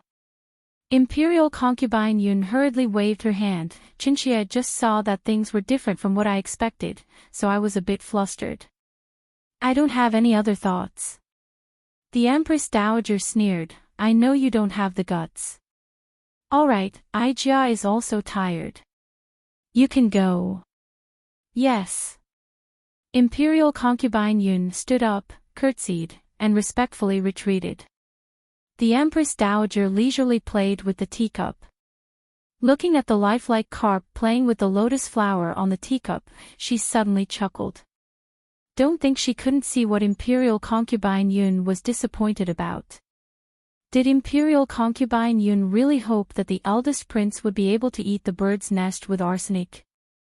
If she didn't mention that Imperial concubine Yun had brought a dead dog that had eaten arsenic to knock over the bird's nest, if her precious grandson really ate it, wouldn't the emperor fall out with her? The Empress Dowager leisurely leaned back and comfortably hummed a little tune. A mama came in from outside. Empress Dowager, Imperial concubine Shun requests an audience. The Empress Dowager frowned. Just say that Aijia is asleep. I won't see her. When the mama heard this, she complied and went to see Princess Ta Na. Replying to Imperial concubine Shun, the Empress Dowager was too frightened and angry today. She is extremely tired and has already fallen asleep. If you have any instructions, just tell this servant and this servant will convey it for you. Princess Ta Na was so angry she almost cursed. She had just seen Imperial concubine Yun come out of Ci and palace. How could the Empress Dowager fall asleep in the blink of an eye? If the Empress Dowager didn't want to see her, then she didn't want to see her. What was the big deal? It made it seem like she was trying to curry favor. Princess Ta Na suppressed her anger and said, "It's like this." This princess discovered that 2 of the Qin clan's servant girls were missing. When the imperial guards went to capture them, they weren't seen. This princess came to inform the Empress Dowager. Since the Empress Dowager has already fallen asleep, this princess will take her leave. After curtsying, Princess Ta Na didn't look at the mama's expression and quickly returned to Chushu Palace. The mama's expression changed greatly and she quickly went back to inform the Empress Dowager. When the Empress Dowager heard this, she immediately sat up. A group of idiots. Even 2 little girls were left behind. Why aren't you letting them go find them? Yes. The mama quickly went to instruct the imperial guards to capture Ji Yun and Bing Tang. As for Qin Yining, he was already shackled to his ankles with an iron chain. The other end was locked to a pillar in the dark room. The windows on all 4 sides of the dark room had been nailed shut with wooden planks. Only the gaps between the planks let in a faint light, reflecting the floating dust in the empty room. The inside of the room was very clean. There weren't any tables, chairs, benches, or furniture. There was a large Kong bed by the window. Obviously, no one would light a fire. There was a wash basin in the corner. Other than that, there was nothing else. She didn't expect there to be such a place behind the Empress Dowager's Ci and palace. Qin Yining dragged the heavy chain and walked a few steps. The room was dark and moldy, and she could faintly smell blood. She didn't know how many palace servants the Empress Dowager had executed in this room for mistakes. She originally thought that someone of the Empress Dowager's status wouldn't stain her hands with blood. Now, it seemed that she had overestimated her. Qin Yining walked the length of the chain and tried to sit on the Kong bed. However, she found that because the Kong bed was close to the window, it leaked air everywhere. It was even colder than the floor. She then returned to the red-painted pillar. She wrapped her arms around herself, hugged her knees, and sat down. She curled herself into a ball. "It's all right," Qin Yining said to herself. The echo of her voice could be heard in the empty hall. It's all right. It's all right. Just hold on a little longer. Her own voice still echoed in the hall. Qin Yining pressed her red and swollen cheek against her sleeve. A drop of hot tear flowed out from the corner of her eye. It was quickly sucked dry by her sleeve. She couldn't be weak. She couldn't be afraid. Because Qin Yining understood that this was only the beginning. Being locked up in CI and Palace was even more terrifying than being locked up in the Ministry of Justice's prison. Here, the Empress Dowager could torture her if she wanted to. She believed that the methods of the old mamas by the Empress Dowager's side would be very powerful. Qin Yining closed her eyes and forced herself to conserve energy. Things have already gotten to this point. She must be strong. She still has 2 children, Pang Xiao, and her parents. She must hold on. Qin Yining judged the sunrise and sunset from the light coming through the cracks in the window. In the blink of an eye, day and night had passed. She hugged her knees and sat on the spot, curling up to keep herself warm. Her empty stomach was in pain, and her lips were cracked from thirst. The bruises on her knees were swollen, and the pain was excruciating. She touched her face, and it seemed to be even more swollen. Qin Yining silently drew the first stroke of the Zheng character on the corner of the wall. She laughed at herself. She wanted to see how long this barbarian could hold on. Such a big thing had happened in the palace. Although Li Qitian did not deliberately spread the news, he did not suppress the news either.